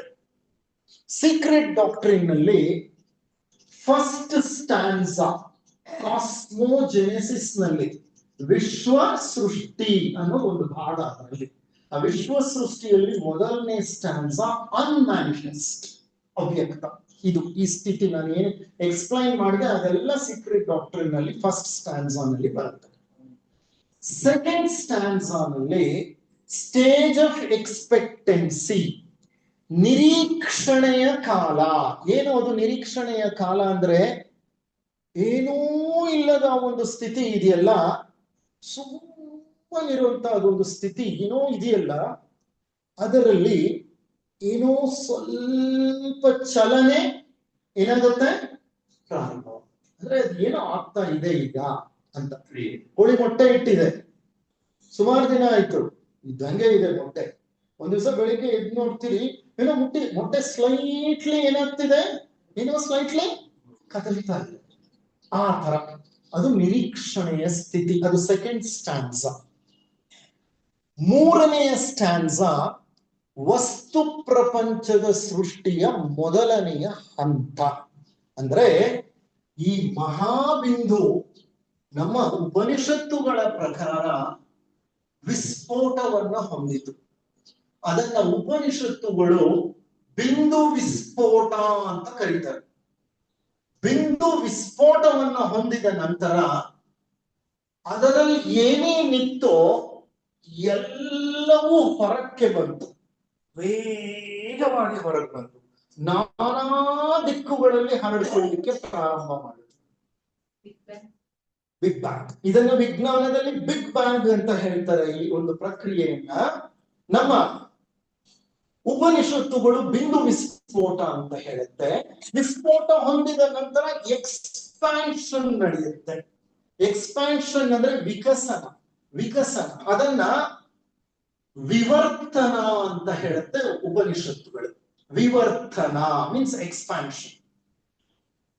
ಯಾವಾಗ ಇದು ಜರುಗುತ್ತೋ ಆಗ ಫಸ್ಟ್ ಲೋಗಾಸ್, ಸೆಕೆಂಡ್ ಲೋಗಾಸ್, ಥರ್ಡ್ ಲೋಗಾಸ್. ಯಾರಾದ್ರೂ ನಿನ್ನೆ ನಾವು ಬೋರ್ಡ್ ಮೇಲೆ ಬರೆದಿದ್ವಿ. ಫಸ್ಟ್ ಲೋಗಾಸ್ ಅಂದ್ರೆ ಯಾರು? ಶಿವ. ಸೆಕೆಂಡ್ ಲೋಗಾಸ್ ಅಂದ್ರೆ ವಿಷ್ಣು. ಥರ್ಡ್ ಲೋಗಾಸ್ ಅಂದ್ರೆ ಮೂವರು ಹೊರಗೆ. ಎಲ್ಲಿಂದ ಬಂದ್ರು ಅವರು? ಅಖಿಲಾಂಡ ಕೋಟಿ ಬ್ರಹ್ಮಾಂಡೇಶ್ವರ. ಅವನನ್ನ ನಾವೇನಂತ ಕರಿತಿದೀವಿ? ಬ್ರಹ್ಮನ್, ಮಹಾಬಿಂದು, ಅವ್ಯಕ್ತ, ಮತ್ ಹಲವು ಹೆಸರುಗಳು ಹೇಳ್ತೇನೆ ನಾನು. ಆತರ ಕರಿತಿದೀವಲ್ಲ, ಅಲ್ಲಿಂದ ಆ ತ್ರಿಮೂರ್ತಿಗಳು ಹೊರಗೆ ಬಂದ್ರು. ಆ ತ್ರಿಮೂರ್ತಿಗಳು ಹೊರಗೆ ಬಂದ ನಂತರ ಆ ಬ್ರಹ್ಮ ಚೈತನ್ಯವಿದೆಯಲ್ಲ, ಥರ್ಡ್ ಲೋಗಾಸ್, ಅದು ವಸ್ತು ಪ್ರಪಂಚವನ್ನ, ಪದಾರ್ಥ ಪ್ರಪಂಚವನ್ನ ಏನ್ ಮಾಡ್ತೋ? ಸೃಷ್ಟಿ ಮಾಡಿ. ಇದ್ರ ಜೊತೆಗೆ ಮೂಲ ಪ್ರಕೃತಿ ಹೊರಗೆ ಬರುತ್ತೆ. ಮೂಲ ಪ್ರಕೃತಿ ಅಂತಂದ್ರೆ ಅದು that is the other part of consciousness ಅಂತ ಹೇಳ್ತಾರೆ. ಪ್ರಜ್ಞೆ ಮತ್ತು ಪ್ರಕೃತಿ ಎರಡು ಒಂದೇ ನಾಣ್ಯದ ಎರಡು ಮುಖಗಳು. ಎರಡು ಮುಖಗಳು. ಪ್ರಜ್ಞೆಯ ಜೊತೆಗೆ ಅದಿತಿಯು ಹೊರಗೆ ಬರ್ತಾಳೆ. ಅದಿತಿ ಅಂದ್ರೆ ಯಾರು? ಆಕೆ ಮತ್ಯಾರು ಅಲ್ಲ, ಮೂಲ ಪ್ರಕೃತಿ. ಮೂಲ ಪ್ರಕೃತಿ. ಪ್ರಕೃತಿಯನ್ನ ನಾವು ಫೆಮಿನೈನ್ ಜೆಂಡರ್, ಸ್ತ್ರೀಲಿಂಗದಲ್ಲಿ ಸಂಬೋಧಿಸುತ್ತೇವೆ ಅಲ್ವಾ? ಆ ಪ್ರಕೃತಿ ಸಹ ಹೊರಗೆ ಬಂತು. ನಂತರ ಬ್ರಹ್ಮನಿಗೆ ಒಂದು ವಸ್ತು ಸಾಮಗ್ರಿ ಸಿಕ್ತು. ವಸ್ತು ಸಾಮಗ್ರಿ ಇದೆ, ಈಗ ಪದಾರ್ಥ ಇದೆ. ಈಗ ಆ ಪದಾರ್ಥಗಳನ್ನ ಬಳಸಿ ಸೃಷ್ಟಿಯನ್ನ ಮಾಡ್ಬೇಕು, ರೂಪಗಳನ್ನ. ಇಲ್ಲಿ ಇರುವಂತ ಅಖಿಲಾಂಡ ಕೋಟಿ ಬ್ರಹ್ಮಾಂಡೇಶ್ವರನಿಗೆ ಒಂದು ಮನಸ್ಸಿದೆ. ಅದನ್ನ ಸೀಕ್ರೆಟ್ ಡಾಕ್ಟ್ರಿನ್ ಯೂನಿವರ್ಸಲ್ ಮೈಂಡ್ ಅಂತ ಹೇಳುತ್ತೆ. ಯೂನಿವರ್ಸಲ್ ಮೈಂಡ್ ಅಂದ್ರೆ ವಿಶ್ವ ಮನಸ್ಸು. ಆ ಅಖಿಲಾಂಡ ಕೋಟಿ ಬ್ರಹ್ಮಾಂಡೇಶ್ವರನ ಮನಸ್ಸನ್ನ ನಾವು ವಿಶ್ವ ಮನಸ್ಸು ಅಂತ ಹೇಳ್ತಾ ಇದೀವಿ. ಆ ವಿಶ್ವ ಮನಸ್ಸಿನಲ್ಲಿ ಸಂಕಲ್ಪ ಇದೆ, ಯೋಜನೆ ಇದೆ. ಆ ಅಖಿಲಾಂಡ ಕೋಟಿ ಬ್ರಹ್ಮಾಂಡೇಶ್ವರನಿಗೆ ಸೃಷ್ಟಿ ಹೀಗೆ ನಡೀಬೇಕು ಅಂತ ಆತನ ಮನಸ್ಸಿನಲ್ಲಿ ಒಂದು ನಕಲಿದೆ. ನಕಲು ಅಂತಂದ್ರೆ ಒಂದು ನಕ್ಷೆ ಇದೆ. ಅಲ್ಲಿ ನಕ್ಷೆ ಇದೆ ಆ ಮೈಂಡ್ ಅಲ್ಲಿ, ಯೂನಿವರ್ಸಲ್ ಮೈಂಡ್ ಅಲ್ಲಿ. ಆ ನಕ್ಷೆಯನ್ನ ಕಾಸ್ಮಿಕ್ ಐಡಿಯೇಷನ್ ಅಂತ ಕರೀತಾರೆ. ಪ್ರೀಕಾಸ್ಮಿಕ್ ಐಡಿಯೇಷನ್ ಅಂತ ಹೇಳ್ತಾರೆ. ಅದು ಪೂರ್ತಿ ಪ್ರಿಂಟ್ ಇದೆ. ಆತನಿಗೆ ವಿಶ್ವ ಹೀಗೆ ಸೃಷ್ಟಿಯಲ್ಲಿ ನಡಿಬೇಕು, ಈ ತರ ಆಗ್ಬೇಕು, ಈ ತರ ಆಗ್ಬೇಕು, ಈ ತರ ಆಗ್ಬೇಕು, ಇಂಥ ಜೀವಿಗಳು ಹುಟ್ಟಬೇಕು, ನಂತರ ಇಂಥ ಜೀವಿಗಳು ಪೃಥ್ವಿಯಲ್ಲಿ ಇರಬೇಕು, ಅಲ್ಲಿ ಇದಿರ್ಬೇಕು, ಇಲ್ಲಿ ಸಾಗರವಿರ್ಬೇಕು, ಅಲ್ಲಿ ಭೂಮಿ ಇರಬೇಕು, ಅಲ್ಲಿ ಬೆಟ್ಟ ಇರಬೇಕು, ಇಲ್ಲಿ ನದಿ ಪ್ರತಿಯೊಂದು ಪ್ರಿಂಟ್ ಇದೆ. ಈಗ blue print, very good. Blue print. ನಾವ್ ಈ ಮನೆ ಕಟ್ಟಬೇಕಂದ್ರೆ ನಾವು ಮನೆ ಕಟ್ಟಕ್ ಮೊದಲು ಏನ್ ಮಾಡ್ತೇವೆ? ಬ್ಲೂ ಪ್ರಿಂಟ್ ಮಾಡ್ತೀವಿ, ಪ್ಲಾನ್ ಮಾಡಿ. ಹೌದಾ ಇಲ್ವಾ? ಎಲ್ಲಿ ಹಾಲ್ ಇರ್ಬೇಕು, ಎಲ್ಲಿ ಬರಂಡಾ ಇರ್ಬೇಕು, ಎಲ್ಲಿ ಬೆಡ್ರೂಮ್ ಇರ್ಬೇಕು, ಎಲ್ಲಿ ಬಾತ್ರೂಮ್ ಇರ್ಬೇಕು, ಎಲ್ಲಿ ರೆಸ್ಟ್ ರೂಮ್ ಇರ್ಬೇಕು. ಓಕೆ, ಈ ತರ ನಾವು ಮೊದಲೇ ಒಂದು ಪ್ಲಾನ್ ತಯಾರು ಮಾಡ್ಕೊಳ್ತೀವಿ. ಹೌದಾ ಇಲ್ವಾ? ಆ ಭಗವಂತನಲ್ಲಿ ಆ ಯೋಜನೆ ಇದೆ. ಆದ್ರೆ ಯೋಜನೆ ರೆಡಿ ಇದೆ, ಭಗವಂತನ ಮನಸ್ಸಿನಲ್ಲಿ ಪ್ರೀ ಕಾಸ್ಮಿಕ್ ಐಡಿಯೇಷನ್ ಆಗಿ ಇದೆ, ವಸ್ತು ಸಾಮಗ್ರಿನೂ ಈಗ ತಯಾರಾಗಿದೆ, ವಸ್ತು ಸಾಮಗ್ರಿ ಇದೆ ಅಷ್ಟೇ. ಆದ್ರೆ ಈಗ ಅದನ್ನ ರೂಪಗಳನ್ನ ಏನ್ ಮಾಡ್ಬೇಕು, ಕಟ್ಟಬೇಕು. ರೂಪಗಳನ್ನು ಕಟ್ಟೋರು ಯಾರು? ಈ ಜಗತ್ತಿನಲ್ಲಿ ರೂಪಗಳು ಅಂತ ಅಂದ್ರೆ ಬರೀ ಜಗತ್ತಿನ ರೂಪವೇ ಅಲ್ಲ, ಇಲ್ಲಿ ಹುಟ್ಟುವಂತಹ ಜೀವಿಗಳ ರೂಪಗಳು ಇರುತ್ತೆ ಅದರಲ್ಲಿ, ಅಲ್ಲಿ ಬ್ಲೂ ಪ್ರಿಂಟ್ ನಲ್ಲಿ. ಈಗ ಈ ರೂಪಗಳನ್ನ ಕಟ್ಟಲಿಕ್ಕೆ ಆ ಭಗವಂತನ ಪರಬ್ರಹ್ಮನ ಗರ್ಭದಲ್ಲಿ ಪ್ರಜಾಪತಿಗಳು ಅಳೆದಿರ್ತಾರೆ. ಈ ಪ್ರಜಾಪತಿಗಳು ಅತ್ಯಂತ ಎತ್ತರದ ಅಧ್ಯಾತ್ಮ ಜೀವಗಳು, ಅತ್ಯಂತ ಎತ್ತರ. ಅವರು ಇದೆಲ್ಲವನ್ನು ಮೀರಿದವರು, ಈ ದೀಕ್ಷೆಗಳನ್ನೆಲ್ಲ ಮೀರಿದವರು. ಸೃಷ್ಟಿಯಲ್ಲಿ ಅಖಿಲಾಂಡ ಕೋಟಿ ಬ್ರಹ್ಮಾಂಡೇಶ್ವರನ ಗರ್ಭದಲ್ಲೇ ಇರೋರಂತೆ ಅವರು. ಮೊಟ್ಟ ಮೊದಲು ಸೃಷ್ಟಿಸಲ್ಪಟ್ಟ ಅಧ್ಯಾತ್ಮ ಜೀವರುಗಳು. ಅವರಿಗೆ ನಮ್ಮ ತರ ಶರೀರ ಇದೆಯಾ ಅಂತ ದಯವಿಟ್ಟು ಕೇಳ್ಬೇಡಿ. ಅವ್ರಿಗಿರುವಂತ ಲೋಕವೇ ಬಹಳ ಎತ್ತರದ ಲೋಕ. They are probably nothing but specks of consciousness, ಪ್ರಜ್ಞೆಯ ಕಿಡಿಗಳು. ಆ ಪ್ರಜಾಪತಿಗಳ ಸಂಖ್ಯೆ 7 ಪ್ರಜಾಪತಿಗಳು ಹೊರಗೆ ಬರ್ತಾರೆ. ಅದಕ್ಕೆ ಅವರನ್ನ ಸಪ್ತ ಪ್ರಜಾಪತಿಗಳು ಅಂತ ಕರೀತಾರೆ. ಈ ಸಪ್ತ ಪ್ರಜಾಪತಿಗಳು ಭಗವಂತನ ನಾಲೆಗಳು. ಪ್ರತಿಯೊಬ್ಬ ಪ್ರಜಾಪತಿಯೂ ಒಂದೊಂದು ನಾಲೆ. ನಾಲೆ ಅಂದ್ರೆ ಗೊತ್ತಾ ನಿಮ್ಗೆ? ಚಾನಲ್ ಅಂತ. ಈಗ ಒಂದು ದೊಡ್ಡ ನದಿಗೆ ಡ್ಯಾಮ್ ಕಟ್ಟಿದ್ದಾರೆ, ಡ್ಯಾಮ್ ಕಟ್ಬಿಟ್ಟು ಅದಕ್ಕೆ 5 ಚಾನಲ್ ಮಾಡಿದ್ದಾರೆ. ಒಂದೇ ನೀರು ಏನಾಗುತ್ತೆ, 7 ಚಾನಲ್ ಅಲ್ಲ, 5 ಚಾನಲ್ ಹರಿಯುತ್ತೆ. ಎಷ್ಟು ಚಾನಲ್ ಕಟ್ಟಿರ್ತೀರೋ ಅಷ್ಟು ಚಾನಲ್. ಅದೇ ತರ ಈ ಭಗವಂತನ ಚೈತನ್ಯ ಹರಿದು ಹೊರಗಡೆ ಬರಲಿಕ್ಕೆ ಈ ಪ್ರಜಾಪತಿಗಳು ನಾಲೆಗಳಾಗಿ ನಿಂತ್ಕೊಳ್ತಾರೆ. ಸಪ್ತ ಪ್ರಜಾಪತಿಗಳು. ಅವರನ್ನ ನಾವು ನಂಬರ್ 1 2 3 4 5 6 7 ಅಂತ ಬರೆದಿದ್ದೀವಿ. ಈ ಸಪ್ತ ಪ್ರಜಾಪತಿಗಳೇ ನಮ್ಮ ಸೃಷ್ಟಿಗೆ 2ನೇ ಕಾರಣಕರ್ತರು. ಮೊದಲನೇ ಕಾರಣಕರ್ತ ಯಾರು? ಪರಬ್ರಹ್ಮ. 2ನೇ ಕಾರಣಕರ್ತರು ಪ್ರಜಾಪತಿ. ಅಂತಹ ಎತ್ತರದ ಜೀವಿಗಳು ಅವರು. ಈ ಸಪ್ತ ಪ್ರಜಾಪತಿಗಳನ್ನ ನಮ್ಮ ಹಿಂದೂ ಮತದಲ್ಲಿ ಸಹ ಅಲ್ಲಿ ಇಲ್ಲಿ ಪ್ರಜಾಪತಿಗಳ ಒಂದು ಪ್ರಸ್ತಾಪ ಬರುತ್ತೆ. ಯಾರು ಸಪ್ತ ಪ್ರಜಾಪತಿಗಳು ಅಂತ ಅಂದ್ರೆ ಇಲ್ಲಿ 7 ಋಷಿಗಳನ್ನ ಕೊಡ್ತಾರೆ. ಯಾರು 7 ಋಷಿಗಳು? ಮರೀಚಿ, ಅತ್ರಿ, ಅಂಗೀರಸ, ಪುಲಸ್ತ್ಯ, ಪುಲಾಹ, ಕೃತು, ವಸಿಷ್ಠ. ಈ 7 ಜನರನ್ನ ಸಪ್ತ ಪ್ರಜಾಪತಿಗಳು ಅಂತ ಹೇಳ್ತಾರೆ ನಮ್ಮ ಹಿಂದೂ ಮತದ ಗ್ರಂಥಗಳಲ್ಲಿ. ಜೊತೆಗೆ ವರ್ಣಿಸುತ್ತಾರೆ ಈ ಸಪ್ತ ಪ್ರಜಾಪತಿಗಳೇ ಸೃಷ್ಟಿಯ ಪ್ರಾರಂಭದಲ್ಲಿ ಜೀವಿಗಳನ್ನ ದೇ ಪಾಪ್ಯುಲೇಟೆಡ್ ದ ಯೂನಿವರ್ಸ್ ಅಂತಾರೆ. ಪಾಪ್ಯುಲೇಟೆಡ್ ಅಂದ್ರೆ ಜೀವಿಗಳ ನಿರ್ಮಾಣವನ್ನ ಮಾಡಿದವರು ಅವರೇ, ಪ್ರಜಾಪತಿಗಳೇ. ಅವರು ನಿರ್ಮಾಣಕಾಯರು ಅಂತ ಅವರು ಅವಾಗಲೇ ಏನ್ ಹೇಳ್ತಿದ್ರು ಅದೇ ಕೆಲಸವನ್ನೇ ಒಂದು ಎತ್ತರದ ಸ್ಥಿತಿಯಲ್ಲಿ ಮಾಡ್ತಾರೆ, ಬಹಳ ಎತ್ತರದ ಸ್ಥಿತಿಯಲ್ಲಿ. ನಿರ್ಮಾಣ ಅವ್ರಿಗೆ ಎಂತಹ ಶಕ್ತಿ ಇರುತ್ತೆ ಅಂದ್ರೆ ಭಗವಂತನ ಚೈತನ್ಯ 7 ಭಾಗಗಳಾಗಿ ಬರ್ತಿದೆ. ಅದಕ್ಕೆ ನಾನು ಆಗ್ಲೇ ಹೇಳಿದ್ದು ಚೈತನ್ಯ 7 ಮುಖಗಳಾಗಿ ಹೊರಬರುತ್ತೆ. ಪ್ರಕೃತಿ ಸಹ 7 ತತ್ವಗಳಾಗಿ ಕೆಳಕ್ಕಿಳಿಯುತ್ತೆ. ಸಪ್ತ ಲೋಕಗಳಿದೆ, ಸಪ್ತ ತತ್ವಗಳಿದೆ. ಪ್ರತಿಯೊಂದು 7 ಅಂತಾರೆ. ಇಲ್ಲಿ ಸಮಸ್ಯೆ ಏನಂದ್ರೆ ಈ ಪ್ರಜಾಪತಿಗಳು ಒಂದೇ ಮೂಲದಿಂದ ಬಂದಿದ್ರು ಪ್ರತಿಯೊಬ್ಬ ಪ್ರಜಾಪತಿಯ ಸ್ವಭಾವ, ಪ್ರತಿಯೊಬ್ಬ ಪ್ರಜಾಪತಿಯ ಗುಣಲಕ್ಷಣಗಳಲ್ಲಿ ವ್ಯತ್ಯಾಸವಿದೆ. 7 ಪ್ರಜಾಪತಿಗಳು ಒಂದೇ ರೀತಿ ಇಲ್ಲ. ಒಂದೇ ರೀತಿ ಇದ್ಬಿಟ್ಟಿದ್ರೆ ಪ್ರಪಂಚ ಏನಾಗಿರ್ತಿತ್ತು? ಈ ತರ ಇಷ್ಟು ಜನ, ಇಷ್ಟು ನಡವಳಿಕೆಗಳು ಇರ್ತಿಲ್ಲ. ಈಗ ನಾವು 40 ಜನ ಇದ್ರೆ 40 ಜನಕ್ಕೆ 40 ರೀತಿಯ ನಡವಳಿಕೆಗಳಿದೆ, ಹೌದಾ ಇಲ್ವಾ? ಹಾಗಿರೋದ್ರಿಂದಲೇ ಜಗತ್ತು ಸುಂದರವಾಗಿರೋದು, ಜಗತ್ತಿನಲ್ಲಿ ಒಂದು ಸೌಂದರ್ಯ ಕಾಣ್ತಾ ಇರೋದು. Variety is the Spice of life. Okay, it is a Spice of life. ಇರ್ಬೇಕು, ವೈವಿಧ್ಯತೆ ಇರಬೇಕು. ಆ ವೈವಿಧ್ಯತೆಗೆ ಮೂಲ ಕಾರಣ ಈ ಪ್ರಜಾಪತಿಗಳೇ ಕಾರಣ. ಒಬ್ಬೊಬ್ಬರು ಭಿನ್ನ ಸ್ವಭಾವವನ್ನ, ಭಿನ್ನ ಗುಣಲಕ್ಷಣಗಳನ್ನ ಹೊಂದಿದ್ದಾರೆ. ಚೈತನ್ಯ ಈ 7 ನಾಲೆಗಳ ಮೂಲಕ ಬೇರೆ ಬೇರೆಯಾಗಿ ಹೊರಟು ಬರುವಾಗ ಆ ಪರಿಶುದ್ಧವಾದಂತ ಮೂಲ ಚೈತನ್ಯವಿದೆಯಲ್ಲ, ಅದು ಭಿನ್ನ ಭಿನ್ನ ಸ್ವರೂಪಗಳನ್ನ ತಗೊಳುತ್ತೆ. ಸ್ವರೂಪ ಅಂತಂದ್ರೆ ಭಿನ್ನ ಗುಣಲಕ್ಷಣಗಳನ್ನ ತಗೊಳುತ್ತೆ. ಇದನ್ನ ಅರ್ಥ ಮಾಡಿಸ್ಲಿಕ್ಕೆ ಒಂದು ಉದಾಹರಣೆ ಕೊಡ್ತಾರೆ. ಒಂದು ದೊಡ್ಡ ಡ್ಯಾಮ್ ಇದೆ, ಡ್ಯಾಮ್ ತುಂಬಾ ನೀರಿದೆ. ಓಕೆ, ಈಗ ಅದಕ್ಕೆ 7 ಚಾನಲ್ಗಳನ್ನ, ಕಾಲುವೆಗಳನ್ನ ಕಟ್ತೀರಿ. ಈ ಕಾಲುವೆಗಳ ಒಳಗೆ ಏನ್ ಮಾಡ್ತೀರಿ, ಒಂದೊಂದ್ರಲ್ಲಿ ಒಂದೊಂದು ಬಣ್ಣ ಹಾಕ್ತೀರಿ. ಅಂದ್ರೆ ಕಾಮನಬಿಲ್ಲಿಗೆ 7 ಬಣ್ಣ ಇದೆ ಅಲ್ವಾ, ಸಪ್ತ ವರ್ಣಗಳು. 7 ಬಣ್ಣದ ಪುಡಿಗಳನ್ನ ಆ ಕಾಲುವೆಗಳ ಒಳಗೆ ಹಾಕ್ತೀವಿ. ನೀರು ಒಂದೇ, ಸೇಮ್ ನೀರೇ, ಆದ್ರೆ ಆ ಕಾಲುವೆಯಿಂದ ಹೊರಗೆ ಬರೋ ಹೊತ್ತಿಗೆ ಆ ನೀರಿನ ಬಣ್ಣ ಏನಾಗಿರುತ್ತೆ, ಬದಲಾಗುತ್ತೆ. ಹೌದಲ್ವಾ? ಕೆಂಪು ಚಾನೆಲ್ ನಲ್ಲಿ ಕೆಂಪು ಬಣ್ಣದ ನೀರು ಬರುತ್ತೆ, ಹಸಿರು ಚಾನೆಲ್ ನಲ್ಲಿ ಹಸಿರು ಬಣ್ಣದ ನೀರು ಬರುತ್ತೆ.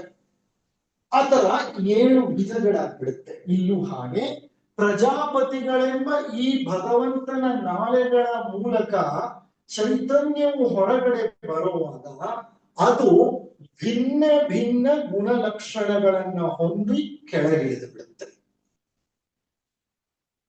ಯಾವ ಪ್ರಜಾಪತಿಯ ಮೂಲಕ ನಾವು ನಮ್ಮ ಚೈತನ್ಯ ಹೊರಗೆ ಬಂದಿದೆಯೋ ನಮಗೆ ಸದ್ಯಕ್ಕೆ ತಿಳಿದಿಲ್ಲದೆ ಇರಬಹುದು, ಇರ್ಲಿ.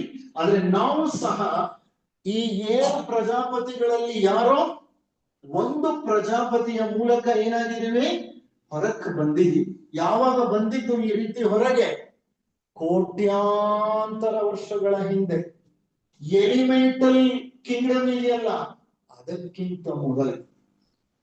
ಯಾರು ನಮ್ಮ ಪ್ರಜಾಪತಿ ಅನ್ನೋದು ನಮಗೆ ಗೊತ್ತಿಲ್ಲ. ಆದರೆ ಆ ಪ್ರಜಾಪತಿ, ಅವನ ಗುಣಲಕ್ಷಣಗಳೇನಿದೆ, ಅವನ ನಡವಳಿಕೆ ಏನಿದೆ, ಅದು ನಮ್ಮಲ್ಲಿ ಖಂಡಿತ ಒಳಗಡೆ ಖಚಿತವಾಗಿರುತ್ತೆ. ಅದು ವ್ಯಕ್ತವಾಗ್ಲಿಕ್ಕೆ ಸಮಯ ಬೇಕಾಗುತ್ತೆ, ಅದನ್ನ ನಾನು ಹೇಳ್ತೇನೆ ಮುಂದೆ. ಆದ್ರೆ ನಾವು ಇದರಲ್ಲಿ ಯಾವುದೋ ಒಂದು ಪ್ರಜಾಪತಿಯ ನಾಳೆಯ ಮೂಲಕ ಹೊರಗೆ ಬಂದ್ಬಿಟ್ಟಿದೀವಿ. ಹೊರಗೆ ಬಂದಾದ್ಮೇಲೆ ನಮ್ ಸಮಸ್ಯೆ ಏನಂದ್ರೆ, ಈಗ ನಾನು ಪ್ರಜಾಪತಿಯನ್ನ ಬದಲಾಯಿಸ್ತೀನಿ, ನನ್ಗೆ ಯಾಕೋ ಇಷ್ಟ ಆಗ್ಲಿಲ್ಲ ಈ ಪ್ರಜಾಪತಿ, ನಂಗೆ 1 ಬೇಡ, ಹೋಗಕ್ಕೆ ನಮ್ಮ ಪರಿಪೂರ್ಣ ಜೀವನ ಸಂಸಾರನೇ ನಮ್ಗೆ ಮುಗಿಯೋ ತನಕ ನಾವು ಆ ಪ್ರಜಾಪತಿಯ ಚಾನಲ್ ಅಲ್ಲಿ ಹೊರಗೆ ಬಂದಿರೋದ್ರಿಂದ ನಾವು ಅಲ್ಲೇ ಬೆಳಿಬೇಕು, ಅಲ್ಲೇ ಬದುಕಬೇಕು, ಅಲ್ಲೇ ಸಂಸರಣೆಯಲ್ಲಿ ಮುಂದುವರಿಬೇಕು. ಚೇಂಜ್ ಆಗ್ಲಿಕ್ಕೆ ಸಾಧ್ಯನೇ ಇಲ್ಲ. ಹೀಗೆ ಪ್ರಜಾಪತಿಗಳಿಂದ ಹೊರಗೆ ಬಂದ್ವಲ್ಲ ನಾವು, ಒಬ್ಬೊಬ್ರು ಒಂದೊಂದು ಪ್ರಜಾಪತಿಯ ಮೂಲಕ. ಹಾಗಾಗಿ ನಮ್ಮಲ್ಲಿ ಸಹ ಭಿನ್ನ ನಡವಳಿಕೆಗಳಿವೆ. ಒಂದು ದೃಷ್ಟಿಯಲ್ಲಿ ಹೇಳ್ಬೇಕಂದ್ರೆ, ಈ ಭಾರತ ದೇಶದಲ್ಲಿ 160 ಕೋಟಿ ಜನ, 140 ಕೋಟಿ ಜನ ಇದ್ದಾರೆ ಅಂತಂದ್ರೆ 140 ಕೋಟಿ ನಡವಳಿಕೆಗಳಿರುತ್ತೆ. ಒಬ್ಬೊಬ್ಬ ಮನುಷ್ಯನು ನೀವೇ ಗಮನಿಸಿದ್ದೀರಿ ಎಷ್ಟು ಬದಲಾವಣೆಗಳಪ್ಪ. ಇದೇನಿದು, ಒಬ್ಬರಿದ್ದಾಗ ಒಬ್ಬರಿಲ್ಲ. ಸೃಷ್ಟಿ ಎಂತ ಅದ್ಭುತವಾದ ಸಂಗತಿ. ಒಂದು ಪ್ರಿಂಟ್ ನ ಅದು ಮತ್ತೆ ಇನ್ನೊಂದ್ಸಲ ಪ್ರಿಂಟ್ ಮಾಡೋದೇ ಇಲ್ಲ. ನೆವರ್ ಇನ್ ಲೈಫ್ ಅಂತ, never in the history no 2 men walked on this planet with the same kind of genetic print. ಪ್ರತಿ ಮನುಷ್ಯನಲ್ಲೂ ಬದಲಾಗ್ತಾ ಇರುತ್ತೆ. ಅದು ಸೃಷ್ಟಿಯ ಒಂದು ಸೌಂದರ್ಯ ಅಂತ ಹೇಳಬೇಕು. ಇರ್ಲಿ, ಈಗ ಮೊದಲನೆಯ ಪ್ರಜಾಪತಿಯಿಂದ ಹೊರಗಡೆ ಬಂದ್ವಲ್ಲ ನಾವು, ಇಲ್ಲಿ ಏನಾಗುತ್ತೆ ಅಂದ್ರೆ ಇದು ಶಾಖೆಗಳು. ಈ ಪ್ರಜಾಪತಿಗಳನ್ನ ಕೇಂದ್ರಗಳು ಅಂತ ಹೇಳ್ತಾರೆ. There are centres. ಒಬ್ಬೊಬ್ಬ ಪ್ರಜಾಪತಿಯು ಒಂದೊಂದು ಕೇಂದ್ರ. ಈ ಕೇಂದ್ರದಿಂದ ಚೈತನ್ಯ ಹೊರಗಡೆ ಬಂತಲ್ಲ, ಹೊರಗೆ ಬಂದ ನಂತರ 7 ವಿಭಾಗಗಳಾಗತ್ತೆ. ಮೊದಲನೆಯ ವಿಭಾಗಕ್ಕೆ ಮುಂದಾಳುಗಳು ಅಥವಾ ಅಧಿಪತಿಗಳು ಯಾರು ಅಂದ್ರೆ ಸನತ್ ಕುಮಾರ ಪ್ರಭುಗಳು. ಅವರ ಕೆಳಗೆ ಕೆಲಸ ಮಾಡ್ತಿರೋರು ಯಾರು? ವೈವಸ್ವತ ಮನುಗಳು. ಸನತ್ ಕುಮಾರ ಪ್ರಭುಗಳು ಯಾವ ದೀಕ್ಷೆಯಲ್ಲಿದ್ದಾರೆ? 9ನೆಯ ದೀಕ್ಷೆ. ವೈವಸ್ವತ ಮನುಗಳು ಯಾವ ದೀಕ್ಷೆಯಲ್ಲಿದ್ದಾರೆ? 7ನೆಯ ದೀಕ್ಷೆ. ಎಂಟನೇ ದೀಕ್ಷೆಯಲ್ಲಿರೋದು ಒಬ್ರೇ, ಯಾರವರು? ಬುದ್ಧರು. ಸೊ ಸನತ್ ಕುಮಾರ ಮಹಾಪ್ರಭುಗಳು ಮೊದಲನೆಯ ಈ ಒಂದು ಶಾಖೆ ಏನಿದೆ, ಈ ಶಾಖೆಗೆ ಮುಖ್ಯ ಅಧಿಪತಿಗಳು ಅಥವಾ ಮುಂದಾಳುಗಳು. ಅವರ ಕೆಳಗಡೆ ಕೆಲಸ ಮಾಡ್ತಾ ಇರುವಂತವ್ರು ವೈವಸ್ವತ ಮನುಗಳು. ಈ ಎರಡನೆಯ ಶಾಖೆ ಇದೆಯಲ್ಲ, ಈ ಎರಡನೆಯ ಶಾಖೆಗೆ ಮುಂದಾಳುಗಳು ಅಥವಾ ಅಧಿಪತಿಗಳು ಬುದ್ಧರು. ಅವ್ರು ಯಾವ ದೀಕ್ಷೆಯಲ್ಲಿದ್ದಾರೆ? 8ನೇ ದೀಕ್ಷೆಯಲ್ಲಿ. ಅವ್ರ ಕೆಳಗಡೆ ಕೆಲಸ ಮಾಡ್ತಿರೋರು ಯಾರು? ಮೈತ್ರೇಯ. ಈಗ ನೀವು ಸರಿಯಾಗಿ ಗಮನಿಸಿ, ಸನತ್ ಕುಮಾರ ಪ್ರಭುಗಳ ಕೆಳಗಡೆ ವೈವಸ್ವತ ಮನು ಕೆಲಸ ಮಾಡ್ತಿದ್ದಾರೆ ಅಂದ್ರೆ, ಇವರು ಅವರಿಂದ ಪಳಗಿದ ನಂತರ ಇವ್ರು ಏನಾಗ್ತಾರೆ? ಇವ್ರ ಮುಂದೆ ಯಾವ ಲೈನ್ ಅಲ್ಲಿ ಹೋಗ್ತಾರೆ? ಇವರು ಆಡಳಿತಾಧಿಕಾರಿಗಳು. ಮುಂದೆ ಆ ಹಂತಕ್ಕೆ ಹೋಗುವಂತವ್ರವರು. ಅರ್ಥ ಆಯ್ತಾ? ಇಲ್ಲಿ ಬುದ್ಧ ರೇಖೆಯಲ್ಲಿ ಮೈತ್ರೇಯರಿದ್ದಾರೆ ಅಂತಂದ್ರೆ ಮುಂದೆ ಇವ್ರೇನಾಗ್ತಾರೆ? ಬುದ್ಧರಾಗ್ತಾರೆ. ಅಷ್ಟೇ ಅರ್ಥ. ಅದು ಇವ್ರ ಅಧಿಪತಿಗಳು, ಮುಖ್ಯ ಅಧಿಪತಿಗಳು. ಮೊದಲ ರೇಖೆ, ಎರಡನೇ ರೇಖೆ ಈ ರೀತಿ ಆದ್ರೆ, ಮೂರನೆಯ ರೇಖೆಯಿಂದ ಏಳನೆಯ ರೇಖೆ ಅಥವಾ ಏಳನೆಯ ಶಾಖೆ ಅಂತ ಹೇಳಬಹುದು. ಮೂರನೆಯ ಶಾಖೆಯಿಂದ ಏಳನೆಯ ಶಾಖೆಯ ತನಕ ಎಲ್ಲ ಶಾಖೆಗಳಿಗೆ, ಈ ಎಲ್ಲ ಶಾಖೆಗಳಿಗೆ ಅಧಿಪತಿಗಳು ಮಹಾಚೋಹನರು. ಯಾವ ದೀಕ್ಷೆಯಲ್ಲಿದ್ದಾರೆ ನೋಡಿ, ನೀವು ಗಮನಿಸಿ ನೋಡಿ. 7ನೇ ದೀಕ್ಷೆ ನೋಡಿ. 7ನೇ ದೀಕ್ಷೆಯಲ್ಲಿ ಮುಖ್ಯವಾಗಿ ಇರೋದು ವೈವಸ್ವತ ಮನುಗಳು, ಮೈತ್ರೇಯ ಮಹರ್ಷಿಗಳು, ಮಹಾಚೋಹನರು. ಇನ್ನು ಮಿಕ್ಕವರು ಸನಕ, ಸನಂದನ, ಸನಾತನ ಅವರನ್ನ ನಾವು ಕನ್ಸಿಡರೇಷನ್ ತಗೋತಿಲ್ಲ. ಈ ಮೂರು ರೇಖೆಗಳಿಗೆ ಬರ್ತಾರೆ ಅಥವಾ 3 ಶಾಖೆಗಳಿಗೆ. ವೈವಸ್ವತ ಮನುಗಳು ಯಾವ ಶಾಖೆಗೆ ಬರ್ತಾರೆ? ಯಾವ ಶಾಖೆ? ಆಡಳಿತ ಅಂದ್ರೆ ಯಾವ ಶಾಖೆ? ಮೊದಲನೇ ಶಾಖೆ. ಮೈತ್ರೇಯ ಮಹರ್ಷಿಗಳು 2ನೇ ಶಾಖೆ. 3ರಿಂದ 7ರವರೆಗೂ ಯಾರು? 3ರಿಂದ 7ರವರೆಗೆ ಎಲ್ಲವನ್ನೂ ನೋಡ್ಕೊಳ್ತಾ ಇರುವಂತಹ ಅಧಿಪತಿಗಳು ಮಹಾಚೋಹನರು ಅಂತ. ಈ ರೀತಿ ಈಗ ಇವರೆಲ್ಲ ಅಧಿಪತಿಗಳು. ಇವರಿಗೆ ಒಂದು ನಿರ್ದಿಷ್ಟವಾದಂತ ಕಾರ್ಯ ವ್ಯಾಪ್ತಿ ಇರುತ್ತೆ. ಜ್ಯೂರಿಸ್ಡಿಕ್ಷನ್ ಅಂತ ನಾವೇನ್ ಹೇಳ್ತೀವಿ, ಆ ತರ ಜ್ಯೂರಿಸ್ಡಿಕ್ಷನ್ ಇದೆ. ಈಗ ಒಂದು ದೊಡ್ಡ ಗವರ್ಮೆಂಟ್ ಇದೆ, ಸೆಂಟ್ರಲ್ ಗವರ್ಮೆಂಟ್ ಕೆಲಸ ಮಾಡ್ಬೇಕು. ಹೇಗೆ ಕೆಲಸ ಮಾಡುತ್ತೆ ಸೆಂಟ್ರಲ್ ಗವರ್ಮೆಂಟ್? ಮೊಟ್ಟ ಮೊದಲು ಕೆಲವು ಡಿಪಾರ್ಟ್ಮೆಂಟ್ ಮಾಡ್ತಾ ಇಲ್ವೋ? ಮಿನಿಸ್ಟ್ರೀಸ್ ಅಂತ ಮಾಡ್ತಾರೆ ಅವರು. Ministry of home, ministry of finance, ministry of external affairs, ministry of human resource, ministry of social development, social welfare development, ministry of defence, ministry of irrigation. ಒಂದು 7 department ಹೇಳ್ತೀವಿ. ಯಾಕೆ ಮಾಡಿದ್ರು ಈ ಡಿಪಾರ್ಟ್ಮೆಂಟ್ಗಳನ್ನ? ಈ ಡಿಪಾರ್ಟ್ಮೆಂಟ್ಗಳು ಮಾಡದೇ ಇದ್ರೆ ಕೆಲಸ ಹೇಗ್ ನಡಿಬೇಕು? ನಡೆಯಲ್ಲ. ಈಗ ಭಗವಂತನ ಒಂದು ಯೋಜನೆ ಇದೆ, ಆ ಯೋಜನೆ ಇಲ್ಲಿ ಬ್ಲೂ ಪ್ರಿಂಟ್ ಆಗಿದೆ. ಭಗವಂತನಲ್ಲಿ ಅದು ಪ್ರೀ ಕಾಸ್ಮಿಕ್ ಐಡಿಯೇಷನ್ ಆಗಿದೆ, ಪೂರ್ವ ಕಲ್ಪಿತ ಯೋಜನೆ ಇದೆ ಅಲ್ಲಿ. ಆದ್ರೆ ಆ ಯೋಜನೆಯನ್ನ ಜಾರಿಗೊಳಿಸ್ಬೇಕು, ಅದನ್ನ ಕಾರ್ಯಗತಗೊಳಿಸ್ಬೇಕು. ಅದನ್ನ ಕಾರ್ಯಗತಗೊಳಿಸಲಿಕ್ಕೆ ಭಗವಂತ ಏನ್ ಮಾಡ್ದ? 7 ಡಿಪಾರ್ಟ್ಮೆಂಟ್ ಗಳನ್ನ ಮಾಡ್ದ. ಒಂದೊಂದು ಡಿಪಾರ್ಟ್ಮೆಂಟ್ ನಲ್ಲೂ ಒಬ್ಬೊಬ್ಬ ಪ್ರಜಾಪತಿ. ಈಗ ನಮ್ಮ ಮಿನಿಸ್ಟ್ರಿಗಳು ನಾನು ಹೇಳಿದ್ನಲ್ಲ, ಈಗ ಡಿಫೆನ್ಸ್ ಮಿನಿಸ್ಟರ್ ಅಂತ ಒಬ್ರು ಇರ್ತಾರೆ ಸೆಂಟ್ರಲ್ ಗವರ್ಮೆಂಟ್ ನಲ್ಲಿ. ಇರಿಗೇಷನ್ ಡಿಪಾರ್ಟ್ಮೆಂಟ್ ಒಬ್ರು ಮಿನಿಸ್ಟರ್ ಇರ್ತಾರೆ, ಹೌದಾ ಅಲ್ವಾ? ಹೋಮ್ ಡಿಪಾರ್ಟ್ಮೆಂಟ್ ಮಿನಿಸ್ಟರ್ ಇದಾರ ಇಲ್ವಾ? ಫೈನಾನ್ಸ್ ಡಿಪಾರ್ಟ್ಮೆಂಟ್ ಇದಾರ ಇಲ್ವಾ? ನಿರ್ಮಲಾ ಸೀತಾರಾಮನ್ ಯಾವ್ದು? Finance department. ಒಂದೊಂದು ಡಿಪಾರ್ಟ್ಮೆಂಟ್ ಗೆ ಒಬ್ಬೊಬ್ರು ಮಿನಿಸ್ಟ್ರು, ಒಂದೊಂದು ಮಿನಿಸ್ಟ್ರಿ. ಅವರು ಆ ಮಿನಿಸ್ಟ್ರಿಯಲ್ಲಿ ಇರುವಂತ ಕೆಲಸಗಳನ್ನ ಅವ್ರೇನ್ ಮಾಡ್ತಾರೆ? ನೋಡ್ಕೊಳ್ತಾರೆ. ಏನು ನೋಡ್ಕೊಳ್ಳೋದು ಅವರು? ಮತ್ತೆ ಅವ್ರು ಕೆಲಸ ಮಾಡೋದಿಲ್ಲ, ಅವರು ಭಗವಂತನ ಯೋಜನೆಯನ್ನ ಏನ್ ಮಾಡ್ತಾರೆ? ಕಾರ್ಯಗತಗೊಳಿಸುವ ಹಂತದಲ್ಲಿ ಅವರು ಒಂದು ಆಧಿಪತ್ಯ, ಸೂಪರ್ವಿಷನ್ ನೋಡ್ಕೊಳ್ತಾರೆ, ಮಾಡ್ತಾರೆ. ಓಕೆ, ಇಲ್ಲೂ ಅಷ್ಟೇ ಸನತ್ ಕುಮಾರರಾಗ್ಲಿ, ಬುದ್ಧರಾಗ್ಲಿ, ಮಹಾಚೋಹನರಾಗ್ಲಿ, ಇವರೆಲ್ಲರೂ ಏನ್ ಮಾಡ್ತಾರೆ? ಈ ಸೃಷ್ಟಿ ಕಾರ್ಯದಲ್ಲಿ ನೆರವಾಗಲಿಕ್ಕೆ ವಿವಿಧ ವಿಭಾಗಗಳಲ್ಲಿ ಅಧಿಪತಿಗಳಾಗಿ ಕೆಲಸ ಮಾಡ್ತಾರೆ. ಈ ಅಧಿಪತಿಗಳ ಕೆಳಗಡೆ ಒಬ್ಬೊಬ್ಬ ಮಹಾತ್ಮರು 6ನೇ ದೀಕ್ಷೆಯಲ್ಲಿ ಇದಾರಲ್ಲ, ಅವ್ರು ಇರ್ತಾರೆ. ನೋಡಿ, ಇದುವರೆಗೂ ನಾವು ಮಾತನಾಡಿದ್ದೆಲ್ಲ 7ನೇ ದೀಕ್ಷೆ, 8ನೇ ದೀಕ್ಷೆ ಮತ್ತು ಕರೆಕ್ಟ್. ಸನತ್ ಕುಮಾರರು ಯಾವ ದೀಕ್ಷೆ? 9ನೇ ದೀಕ್ಷೆ. ಬುದ್ಧರು ಎಂಟನೇ ದೀಕ್ಷೆ. ಮತ್ತೆ ವೈವಸ್ವತ ಮನುಗಳು, ಮೈತ್ರೇಯರು ಮತ್ತೆ ಮಹಾಚೋಹನರು, ಅವ್ರ ಬಗ್ಗೆ ಮಾತನಾಡಿದ್ದೀವಿ ನಾವು. ಇದುವರೆಗೂ ಈ ಸೃಷ್ಟಿ ಕ್ರಿಯೆಯಲ್ಲಿ ಈ ಆರನೆಯ ಶಾಖೆ, ಆರನೆಯ ದೀಕ್ಷೆ ಬಗ್ಗೆ ನಾವು ಮಾತಾಡಿಲ್ಲ. ಈಗ ಹೇಳ್ತೇನೆ, ಈ ವಿಭಾಗಗಳು ಹೇಗಿದೆ ಅಂತಂದ್ರೆ, ಒಬ್ಬೊಬ್ಬ ಅಧಿಪತಿಯ ಕೆಳಗಡೆ ಒಬ್ಬೊಬ್ಬ ಮಹಾತ್ಮರು ಶಾಖಾಧಿಪತಿಗಳಾಗಿರ್ತಾರೆ. ಅವರು ಮುಖ್ಯ ಅಧಿಪತಿಗಳು, ಇವರು ಶಾಖಾಧಿಪತಿ. 7 ಶಾಖೆಗಳಿಗೆ 7 ಶಾಖಾಧಿಪತಿಗಳಿದ್ದಾರೆ. ಯಾರು 7 ಶಾಖಾಧಿಪತಿಗಳು? ಮೊದಲನೇದಕ್ಕೆ ಮಹಾತ್ಮ ಮೌರ್ಯರು, ಎರಡನೇದಕ್ಕೆ ಮಹಾತ್ಮ ಕುತುಮಿಗಳು. ಮೌರ್ಯರು ಯಾರ ಕೆಳಗಡೆ ಕೆಲಸ ಮಾಡ್ತಾರೆ? ಸನತ್ ಕುಮಾರ ಪ್ರಭು ಮತ್ತೆ ವೈವಸ್ವತ ಮನ್. ಇವರು ಆಡಳಿತಾತ್ಮಕ ಗುಣಲಕ್ಷಣಗಳನ್ನ ಹೊಂದಿರ್ತಾರೆ. ಇವ್ರ ಕೆಲಸ ಆಡಳಿತವನ್ನ ನೋಡ್ಕೊಳ್ಳೋದು, ಅಡ್ಮಿನಿಸ್ಟ್ರೇಷನ್. ಈಗ ಅವ್ರ ಕೆಳಗಡೆ ತಯಾರಾಗ್ತಿರೋರು ಯಾರು? ಮಹಾತ್ಮ ಮೌರ್ಯರು. ಮುಂದೆ ಇದೇ ಲೈನ್ ನಲ್ಲಿ ಮೇಲೆ ಹೋಗ್ತಾರೆ. ಅವರಲ್ಲಿ ಪ್ರಮುಖವಾಗಿ ಕಾಣುವಂತಹ ಲಕ್ಷಣ ಏನು ಅಂದ್ರೆ ಧೈರ್ಯ, ಆಡಳಿತಾತ್ಮಕ ಗುಣ. They are courageous, they are brave, and they are very good in administration skills ಚೆನ್ನಾಗಿರುತ್ತೆ.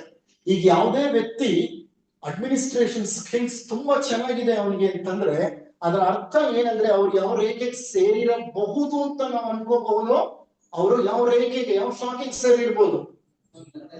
ಮೊದಲನೇ ಶಾಖೆಗೆ ಸೇರಿರ್ಬೋದು. ಕಾರಣ they are too good administrators. ಕೆಲವರು ಹೇಳ್ಬಿಡ್ತಾರೆ ಮೊದಲೇ, administration is not my cup of tea. ನನಗೂ ಅದಕ್ಕೂ ಸಂಬಂಧ ಇಲ್ಲ.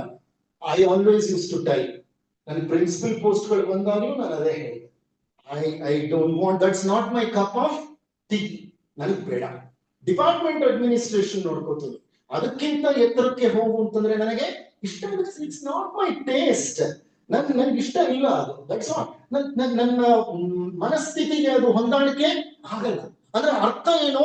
ನಾನು ಐ ಡೋಂಟ್ ಬಿಲಾಂಗ್ ಟು ಮೊದಲನೇ ಶಾಖೆಗೆ ನಾನು ಖಂಡಿತ ಸೇರಿಲ್ಲ. ನನಗೆ ಅನಿಸುತ್ತೆ ಎಷ್ಟೋ ಸರಿ ಆ ಲಕ್ಷಣಗಳು ಬರುವುದಿಲ್ಲ ಅದು ನನಗೆ. ಓಕೆ, ಯಾವುದೋ ಒಂದು ಹಾಗೆಂತ ಇಲ್ಲವೇ ಇಲ್ಲ ಅಂತ ಅಲ್ಲ, ಏನೋ ಒಂದು ಡಿಪಾರ್ಟ್ಮೆಂಟ್ ಮಟ್ಟ ಮಾಡ್ಕೊಂಡು ಹೋಗ್ಬೋದು ಅಷ್ಟೇ. That's not my taste. Okay, ಈಗ ಎರಡನೆಯ ರೇಖೆ ಅಥವಾ ಎರಡನೆಯ ಶಾಖೆ, ಇದು ಬುದ್ಧ ಮೈತ್ರೇಯರು ಕೆಳಗಡೆ. ಇದಕ್ಕೆ ಶಾಖಾಧಿಪತಿಗಳು ಕುತೂಮಿಗಳು. ಇವರು ಏನಕ್ಕೆ ಸಂಬಂಧಪಟ್ಟವರು? ಜ್ಞಾನ ಮತ್ತು ಬೋಧನೆ. They have come to teach, they have come to generate knowledge, they have come to propagate knowledge, they have come to preach knowledge. ಮತಾಚಾರ್ಯರು, ಉತ್ತಮ ಬೋಧಕರು, ಉತ್ತಮ ಗುರುಗಳು, ದೊಡ್ಡ ಸಮಾಜ ಸುಧಾರಕರು, ಇಂಥವರೆಲ್ಲರೂ ಈ ಒಂದು ಶಾಖೆಗೆ ಸೇರಿದ್ರು.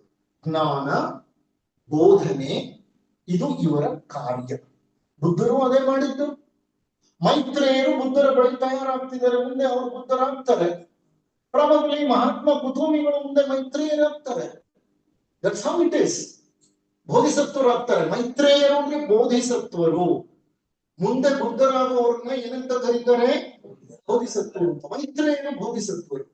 ಈಗ ಕುತೂಮಿಗಳು ಅವ್ರ ಕೆಳಗಡೆ ತಯಾರಾಗ್ತಾ ಇದ್ದಾರೆ. ಎಷ್ಟು ಚೆನ್ನಾಗಿದೆ ನೋಡಿ ಈ ಹೈರಾರ್ಕಿ. ಹೈರಾರ್ಕಿ ಅಂದ್ರೆ ಶ್ರೇಣೀಕೃತ ವರ್ಗಗಳ ಒಂದು ನಿಯಮ. ಸೀಕ್ರೆಟ್ ಡಾಕ್ಟರ್ ನಲ್ಲಿ ಅದು ಒಂದು ನಿಯಮ. ಏನು? Law of hierarchy. That's a law. ಎಲ್ಲವೂ ಶ್ರೇಣೀಕೃತ ವರ್ಗಗಳಿಗೆ ಒಂದು ಶ್ರೇಣೀಕೃತ ವರ್ಗ. ಮೇಲಿನಿಂದ ಕೆಳಗಡೆ ಹೇಗೆ ವಂಡರ್ಫುಲಿ ಇಟ್ ಇಸ್ ಡಿವೈಡೆಡ್ ಅಂತ.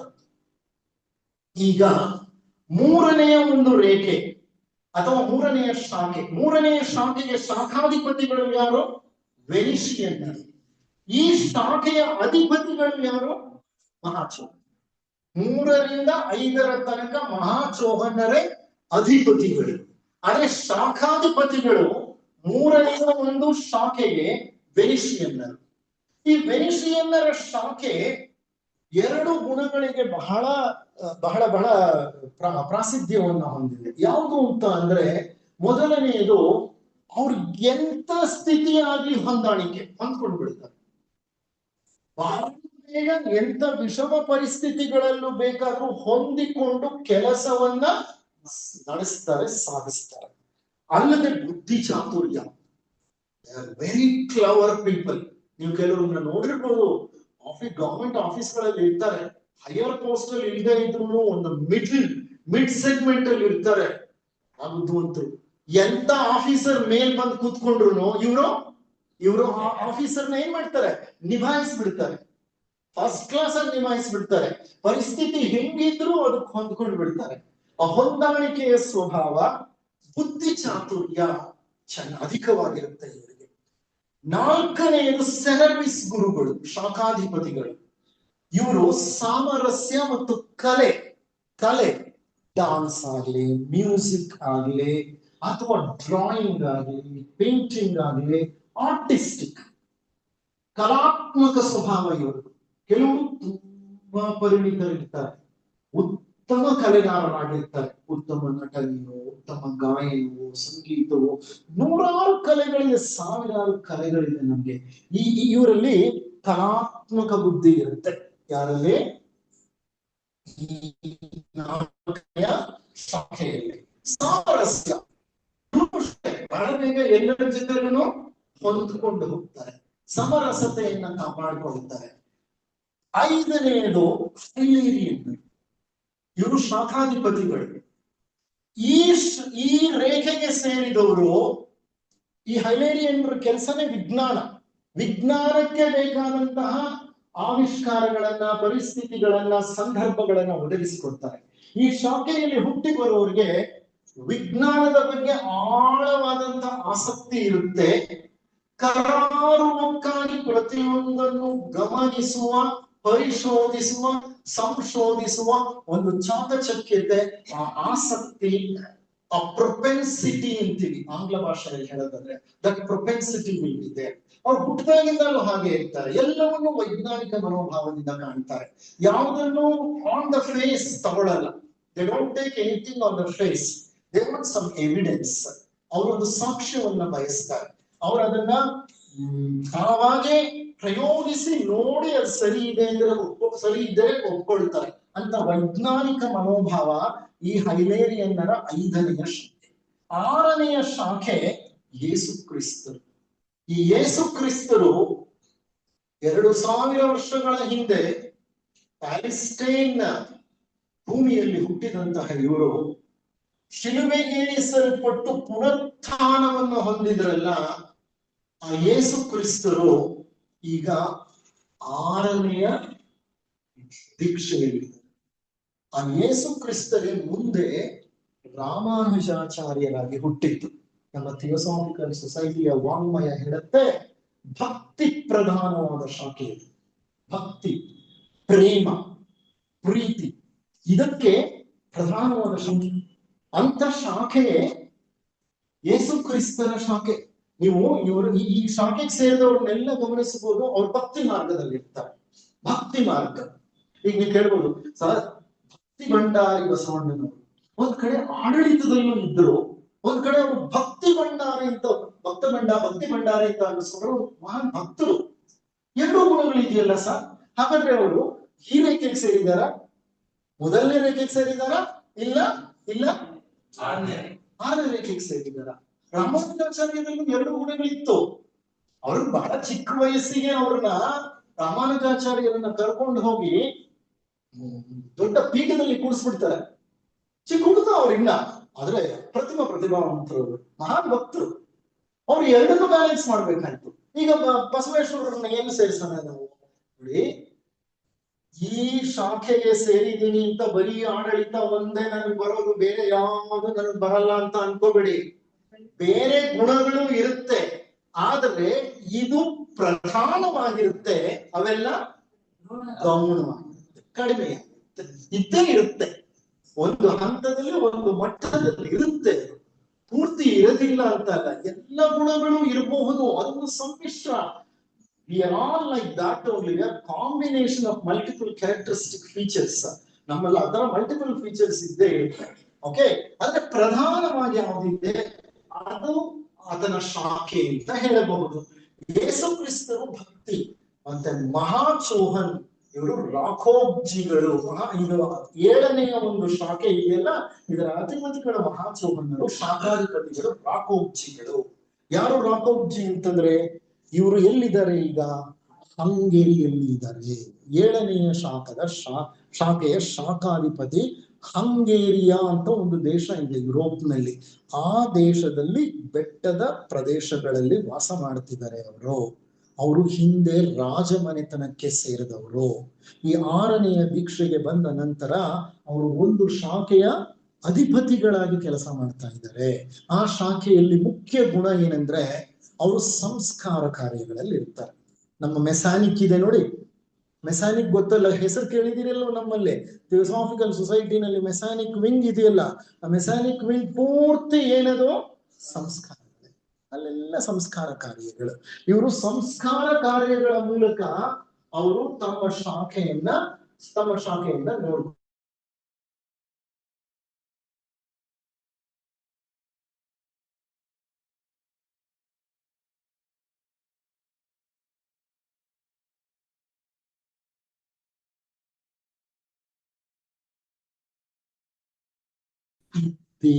ಅನ್ನೋ ಪ್ರಶ್ನೆ ಕೇಳ್ಕೋಬಹುದು. ಇದನ್ನ ರುಕ್ಮಿಣಮ್ನವ್ರು ಹೇಳ್ತಿದ್ರು ಅವ್ರ ಲೆಕ್ಚರ್ ಅಲ್ಲಿ. ಆದ್ರೆ ಅಷ್ಟು ಸುಲಭ ಅಲ್ಲ. ಯಾಕೆ ಅಂತ ಅಂದ್ರೆ ನಮ್ಮನ್ನ ಇನ್ನೂ ಕರ್ಮಬಂಧನ ಬಿಟ್ಟಿಲ್ಲ. ಹಿಂದಿನ ಎಷ್ಟೋ ಜನ್ಮಗಳ ಕರ್ಮಗಳು ನಮ್ಮನ್ನು ಈಗ್ಲೂ ಕಾಡ್ತಾ ಇದೆ. ಈ ಕಾಡ್ತಾ ಇರುವಾಗ ನಮ್ಮ ಸ್ವಸ್ವರೂಪದ ನಡವಳಿಕೆ ಅಷ್ಟಾಗಿ ವ್ಯಕ್ತ ಆಗ್ತಾ ಇಲ್ಲ. ಯಾಕೆಂದ್ರೆ ಕರ್ಮಗಳು ಎಲ್ಲಾ ಕಡೆ ಸೆಳೆದಾಡ್ತಾ ಇದೆ. ನಾನು ಭಕ್ತಿ ಪಂಥಕ್ಕೆ ಸೇರಿದವನೇ, ಯೇಸು ಕ್ರಿಸ್ತರ ಆ 6ನೇ ರೇಖೆಗೆ ಸೇರಿದವನೇ, ರಾಮಾನುಜಾಚಾರ್ಯರ ರೇಖೆಗೆ ಸೇರಿದವನೇ. ಆದ್ರೆ ನಾನು ಭಕ್ತನೇ ಅಲ್ಲ. ಯಾಕೆ ಅಂತ ಅಂದ್ರೆ ನನ್ನ ಕರ್ಮ ಹೇಗ್ ಕಾಡ್ತಿದೆ ಅಂತಂದ್ರೆ ನಾನು 3 ಹೊತ್ತುನು ಕ್ರೈಮ್ಗಳ ಮಧ್ಯೆ ಸಿಕ್ಕಾಕೊಂಡ್ಬಿಟ್ಟಿದ್ದೀನಿ, ಅಪರಾಧಗಳ ಮಧ್ಯೆ ಸಿಕ್ಕಾಕೊಂಡ್ಬಿಟ್ಟಿದ್ದೀನಿ. ಯಾಕೆ?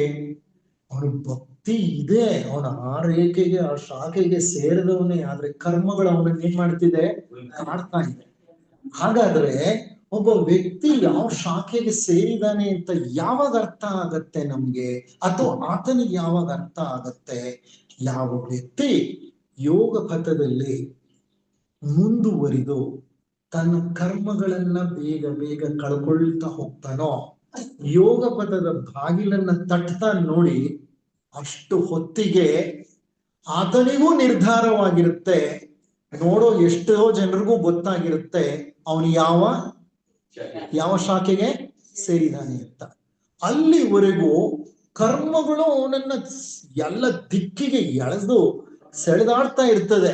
ಅವನ ನಿಜ ಸ್ವರೂಪ ವ್ಯಕ್ತವಾಗೋದಿಲ್ಲ.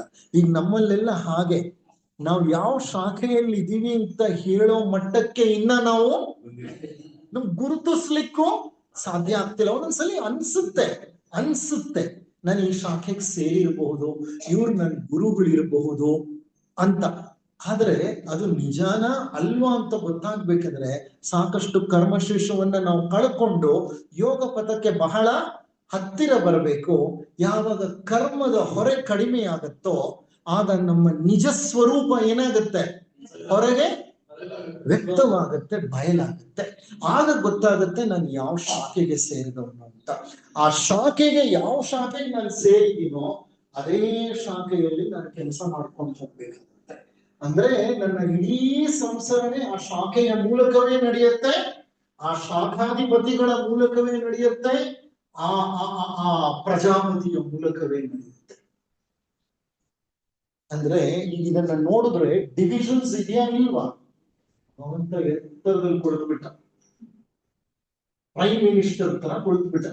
ಪ್ರೈಮ್ ಮಿನಿಸ್ಟರ್ ತರ ಕುಳಿತುಬಿಟ್ಟು ಏನ್ ಮಾಡ್ದ ಆತ? 7 ಡಿಪಾರ್ಟ್ಮೆಂಟ್ಗಳನ್ನ ಸ್ಟಾರ್ಟ್ ಮಾಡಿ 7 ಮಿನಿಸ್ಟ್ರಿಗಳನ್ನ ಮಾಡಿ 7 ಮಿನಿಸ್ಟರ್ಗಳನ್ನ ಇಟ್ಬಿಟ್ಟ. ಆ 7 ಮಿನಿಸ್ಟರ್ಗಳು ಏನ್ ಮಾಡಿದ್ರು? ಅವ್ರ ಕೈ ಕೆಳಗಡೆ ಡೆಪ್ಯೂಟಿ ಮಿನಿಸ್ಟರ್ಗಳನ್ನ, ಅಡಿಷನಲ್ ಮಿನಿಸ್ಟರ್ಗಳನ್ನ ಇಟ್ಕೊಂಡಿದ್ರು. ಆ ಡೆಪ್ಯೂಟಿ ಮಿನಿಸ್ಟರ್ಗಳು, ಅಡಿಷನಲ್ ಮಿನಿಸ್ಟರ್ಗಳು ಏನ್ ಮಾಡಿದ್ರು? ಅದ್ರ ಕೆಳಗಡೆ ಡೈರೆಕ್ಟರೇಟ್ ಗಳನ್ನ ಸ್ಟಾರ್ಟ್ ಮಾಡ್ಕೊಂಡ್ಬಿಟ್ರು. ಆ ಡೈರೆಕ್ಟರೇಟ್ ನಲ್ಲಿ ಇರುವಂತಹ ಡೈರೆಕ್ಟರ್ಗಳು ಏನ್ ಮಾಡಿದ್ರು? ಅವ್ರ ಕೈ ಕೆಳಗಡೆ ಎಷ್ಟೋ ಜನ ಆಫೀಸರ್ಗಳನ್ನ ಇಟ್ಕೊಂಡು ಯಾವ ಕೆಲಸ ಮಾಡಿಸ್ಬೇಕು ಆ ಕೆಲಸನ ಮಾಡಿಸ್.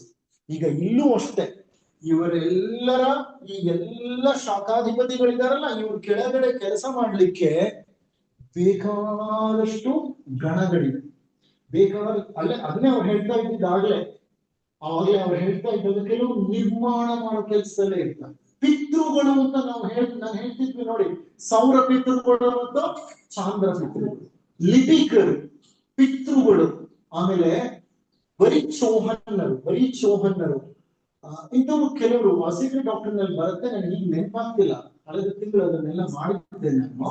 ಓಕೆ, ಆತರ ಎಷ್ಟೊಂದು ಜನ ಇದ್ದಾರೆ, ಬಹಳಷ್ಟು. ಅದರಲ್ಲಿ ಕ್ಯಾಟಗರೀಸ್ ಇದೆ, ಅದರಲ್ಲಿ ವೆರೈಟೀಸ್ ಇದೆ, ಅದರಲ್ಲಿ ತುಂಬಾ ಕ್ಯಾಟಗರೀಸ್ ಇದೆ. ಸೊ ಹಾಗಾಗಿ ಅವರೆಲ್ಲ ಸೃಷ್ಟಿಯ ಕಾರ್ಯದಲ್ಲಿ ಕೆಲಸ ಮಾಡ್ತಾ ಇರ್ತಾರೆ. ಈ ಚೈತನ್ಯ ಹೀಗೆ ಪ್ರಜಾಪತಿಗಳ ಮೂಲಕ ಹುಟ್ಟಿ ಕೆಳಗಿಳಿದಿದೆ, 7 ಭಾಗಗಳಾಗಿದೆ. ಪ್ರಕೃತಿಯು 7 ಭಾಗಗಳಿದೆ. ಭಗವಂತನ ಈ ಒಂದು ಚೈತನ್ಯ ಪ್ರಕೃತಿಯಲ್ಲಿ ಹರಡಿಕೊಂಡಿದೆ. ಆ ಭಗವಂತನ ಸ್ಥೂಲ ದೇಹ ನಮ್ಮೆಲ್ಲರ ಸ್ಥೂಲ ದೇಹವನ್ನು ಒಳಗೊಂಡಿದೆ. ನಾವು ಪ್ರಾಣಿಗಳು, ಜಗತ್ತಿನಲ್ಲಿರುವ ಎಲ್ಲ ಜೀವಿಗಳ ಸ್ಥೂಲ ದೇಹವು ಆ ಭಗವಂತನ ಸ್ಥೂಲ ದೇಹ. ನಮ್ಮೆಲ್ಲರ ಕಾಮದೇಹಗಳು ಸೇರಿ ಭಗವಂತನ ಕಾಮದೇಹ. ನಮ್ಮೆಲ್ಲರ ರೂಪ ಮನೋದೇಹಗಳ ಪ್ರಕೃತಿ, ನಾನು ಹೇಳ್ತಾ ಇರೋದು ದೇಹಗಳು ತಿಳ್ಕೊಬೇಡ, ಪ್ರಕೃತಿಗಳು ತಿಳ್ಕೊಬೇಡಿ. ಆ ಸ್ಥೂಲ ದೇಹದ ಪ್ರಕೃತಿ ಎಲ್ಲ ಸೇರಿ ಭಗವಂತನ ಸ್ಥೂಲ ಪ್ರಕೃತಿ. ಹಾಗೆ ಕಾಮ ಪ್ರಕೃತಿ, ಹಾಗೆ ರೂಪ ಮನೋ ಪ್ರಕೃತಿ, ಅರೂಪ ಮನೋ ಪ್ರಕೃತಿ. ಅಂದ್ರೆ ಏನಾಗ್ತಾ ಇದೆ ಗಮನಿಸಿ ನೋಡಿ. ಅಖಿಲಾಂಡ ಕೋಟಿ ಬ್ರಹ್ಮಾಂಡೇಶ್ವರ ಸೃಷ್ಟಿಯನ್ನ ಮಾಡಿ ಎಲ್ಲೋ ಹೋಗಿ ಅಡಗಿ ಕುಳಿತುಕೊಂಡಿಲ್ಲ. ಅದರ ಪ್ರಕೃತಿ ಏನಾಗಿದೆ, ಎಲ್ಲ ಕಡೆ ಹರಡ್ಕೊಂಡಿದೆ. ಈ ಹರಡ್ಕೊಂಡಿರೋವಾಗ ನಮ್ಮ ಕಾಮದೇಹದ ಪ್ರಕೃತಿಯು ಭಗವಂತನ ಕಾಮದೇಹದ ಪ್ರಕೃತಿಯ ಒಂದು ಅವಿಭಾಜ್ಯ ಅಂಶವಾದರೆ, ನಮ್ಮಲ್ಲಿ ಕಾಮದೇಹದಲ್ಲಿ ಕೆಟ್ಟ ಗುಣಗಳು ಸೇರ್ಕೊಂಡ್ರೆ ಅದು ಅಖಿಲಾಂಡ ಕೋಟಿ ಬ್ರಹ್ಮಾಂಡ ಈಶ್ವರನ ಕಾಮ ಪ್ರಕೃತಿಯನ್ನು ಏನ್ ಮಾಡುತ್ತೆ ಅದಕ್ಕೆ ಏನೋ ನನಗೆ ಗೊತ್ತಿಲ್ಲ, ವಿರಜಾ ಮಂತ್ರಗಳು ಹೇಳುವಾಗ ಪರಮಾತ್ಮನೇ ಸುತೀರ್ಥ ಅಂತ ಅಂದ್ಬಿಡ್ತಿದ್ವಿ. ಆ ಪರಮಾತ್ಮನನ್ನು ಊಹಿಸೋದು ಕಷ್ಟ. We are all there in his body. ನಮ್ಮೆಲ್ಲ ಅಂಶಗಳು ಆತನಲ್ಲಿ ಸೇರ್ಕೊಂಡಿದೆ. ಅದಕ್ಕೆ ಆತನನ್ನ ನಾವು ಹೇಳೋದು, ಆತ ಒಂದು ಪರಮ ಶಕ್ತಿ. ಅದನ್ನ ನಾವು ವಿವರಿಸಲಿಕ್ಕೆ, ವರ್ಣಿಸಲಿಕ್ಕೆ, ಊಹಿಸಲಿಕ್ಕೆ, ತಿಳಿದುಕೊಳ್ಳಲಿಕ್ಕೆ, ಅರ್ಥೈಸಲಿಕ್ಕೆ ಹೋಗಲೇಬಾರದು ಅಂತ ಅಂತಾರೆ. We failed. ಇದು ಸೀಕ್ರೆಟ್ ಡಾಕ್ಟರಿನ್ ಮೊದಲನೆಯ proposition. I don't know how many of you have read secret doctrine. ಗುಪ್ತ ಸಿದ್ಧಾಂತದ ಮೊದಲನೆಯ ಪ್ರತಿಪಾದನೆಯೇ ಹೇಳುತ್ತೆ, ಪ್ಲೀಸ್ ಡೋಂಟ್ ಡೂ ದಟ್. ಏನ್ ಮಾಡಬಾರ್ದು, ಆ ಭಗವಂತನನ್ನ ಅರ್ಥೈಸಿಕೊಳ್ಳುವ ಪ್ರಯತ್ನ ಮಾಡಬಾರ್ದು. ಅಂದ್ರೆ ಅದನ್ನು ಏನೇ ಮಾಡಿದ್ರು ನಿನ್ಗೆ ಅದು ಅರ್ಥ ಆಗಲ್ಲಪ್ಪ ನಿನ್ಗೆ ಅಂತ. You can't. ಸೃಷ್ಟಿಯನ್ನ ಅರ್ಥ ಮಾಡ್ಕೊ, ಸೃಷ್ಟಿಯಲ್ಲಿ ಏನೇನ್ ನಡೀತು ಅರ್ಥ ಮಾಡ್ಕೊ, ದೇ ಆರ್ ಆಲ್ ಗುಡ್. ಆದ್ರೆ ಆ ಭಗವಂತನನ್ನೇ ಅಳಿಲಿಕ್ಕೆ ಹೋಗ್ತೀನಿ ಅನ್ನೋದು ಒಂದು ಹಂತದಲ್ಲಿ ತಪ್ಪಾಗುತ್ತೆ. ಬಿಕಾಸ್ ಇಟ್ಸ್ ಇಮ್ಯೂಟಬಲ್ ಅಂತ ಬರುತ್ತೆ ಒಂದು word. It is not possible to do that. Okay, ಇಲ್ಲಿಗೆ ಉಪನ್ಯಾಸವನ್ನ ಮುಕ್ತಾಯ ಮಾಡ್ತೇನೆ. ಇಲ್ಲಿ ಸಪ್ತೀಕರಣ ಅಂದ್ರೆ ಏನು ಅಂದ್ರೆ, ಪ್ರತಿಯೊಂದು ಏನಾಗಿದೆ, ಸಪ್ತ ವಿಭಾಗಗಳಲ್ಲಿ ಹಂಚಿಕೊಂಡು ಹೋಗಿದೆ. ಪ್ರಕೃತಿಯಾಗಲಿ ಪರಮಾತ್ಮ ಚೈತನ್ಯವಾಗಲಿ 7 ಭಾಗಗಳಲ್ಲಿ ಹರಡಿದೆ. ಇನ್ನು 7 ಚೈತನ್ಯಗಳು ಬರ್ತಾ ಇವೆ. ಅದಕ್ಕೇನೆ ಅದನ್ನ ಸಪ್ತೀಕರಣ ಅಂತ ಕರೀತಾರೆ. ಸಪ್ತ ಶಾಖೆಗಳು ಅಂತ ಹೇಳಿದೆ, ಸಪ್ತ ಪ್ರಜಾಪತಿಗಳು ಅಂತ ಹೇಳಿದೆ. ಮತ್ತೆ ಈ ಸಪ್ತ ಶಾಖೆಗಳಿಗೆ ಸೇರಿರುವಂತಹ ಜನರ ಗುಣಲಕ್ಷಣಗಳನ್ನ ಹೇಳಿದ್ದೇನೆ. ಇದು ಬಹಳ ವಿವರಣೆ ಇದೆ. ಯಾರಿಗೆ ಸಿಕ್ತು ಈ ವಿವರಣೆ ಮೊಟ್ಟ ಮೊದಲ ಬಾರಿಗೆ? ಯಾರಿಗೆ ಸಿಕ್ತು ಈ ವಿವರಣೆ ಮೊಟ್ಟ ಮೊದಲ ಬಾರಿಗೆ? ಯೋಗಿ ಲೆಗ್ ಬೀಟರ್ರಿಗೆ ಜ್ವಾಲಕೂಲ ಋಷಿಗಳು ಈ ವಿವರಣೆಯನ್ನ ನೀಡ್ತಾರೆ. ಒಂದು ಹಂತದಲ್ಲಿ ಹೇಳ್ತಾರೆ ಇಷ್ಟು ಸಾಕು. ಮೊದಲೇ ಹೇಳ್ತಾರೆ ಅವರು, ನನಗೆ ಈ ವಿವರಣೆ ನೀಡ್ಲಿಕ್ಕೆ ಇಷ್ಟ ಇಲ್ಲ, ಬೇಡ ಅಂತಾರೆ. ಒಂದು ಕಂಡೀಷನ್ ಹಾಕ್ತಾರೆ. ಆ ಕಂಡೀಷನ್ ಇವ್ರು ಒಪ್ಕೊಂಡ ಮೇಲೆ ಅವರು ಒಂದು ಮಟ್ಟದ ವಿವರಣೆಯನ್ನ ನಾನು ನೀಡ್ತೀನಿ ನಿಮ್ಗೆ ಅಂತ ಹೇಳಿ ಆ ಒಂದು ಮಟ್ಟದ ವಿವರಣೆಯನ್ನ ನೀಡ್ತಾರೆ. ಅವ್ರು ಕೊಟ್ಟಿರೋ ವಿವರಣೆ ಬಹಳ ಕಡಿಮೆ. ಆ ಕಡಿಮೆ ವಿವರಣೆಯನ್ನ ಅವ್ರು ಏನ್ ಕೊಟ್ಟಿದ್ದಾರೆ ಅದರಲ್ಲಿ ಒಂದು ಭಾಗದ ವಿವರಣೆಯನ್ನ ನಿಮ್ಮ ಮನಸ್ಸಿಗೆ ಎಟಕಲಿಕ್ಕೆ ಏನು ಸಾಧ್ಯವೋ ಅದನ್ನ ನಾನು ತೆಗೆದು ಕೊಟ್ಟಿದ್ದೇನೆ. ಮಾತನಾಡಿದ್ರೆ ಇನ್ನ 2 ಗಂಟೆ ಮಾತನಾಡ್ಬೋದು ಇದ್ರ ಬಗ್ಗೆ, ಆದ್ರೆ ನಾನು ಮಾತನಾಡ್ಲಿಕ್ಕೆ ಒಂದು ಸಮಯ ಇಲ್ಲ. First and foremost time constrain. ಎರಡನೇದು ಇಷ್ಟು ನಮ್ಮ ಮಟ್ಟಕ್ಕೆ ಸಿಕ್ಕು. ಈ ಮೊದಲನೆಯ ರೇಖೆಯನ್ನ ರಾಜರ್ಷಿಗಳು ಅಂತ ಕರೀತಾರೆ. ಇವರನ್ನ ಎರಡನೇ ರೇಖೆ ಅಥವಾ ಎರಡನೇ ಶಾಖೆಯನ್ನ ದೇವರ್ಷಿಗಳು ಅಂತ ಕರೀತಾರೆ. ಮೂರನೆಯ ಶಾಖೆ ಇದೆಲ್ಲ ಬ್ರಹ್ಮರ್ಷಿಗಳು. ಇವರೆಲ್ಲ ಬ್ರಹ್ಮರ್ಷಿಗಳು ಅಂತ ಕರೀತಾರೆ. ಅವರೆಲ್ಲ ಬ್ರಹ್ಮರ್ಷಿಗಳು ಅವರೆಲ್ಲ. ಮೊದಲನೇದು ರಾಜರ್ಷಿಗಳು ವಿಧದ ಆಡಳಿತ, ಎರಡನೇದು ದೇವರ್ಷಿಗಳು, ಮೂರನೇದು ಅದೆಲ್ಲ ಬ್ರಹ್ಮರ್ಷಿಗಳು. ಇಲ್ಲಿಗೆ ಈ ಉಪನ್ಯಾಸವನ್ನು ಮುಕ್ತಾಯ ಮಾಡೋಣ. ಪ್ರಶ್ನೆಗಳೇನಾದ್ರೂ ಇದ್ರೆ ನೀವು ಕೇಳಬಹುದು.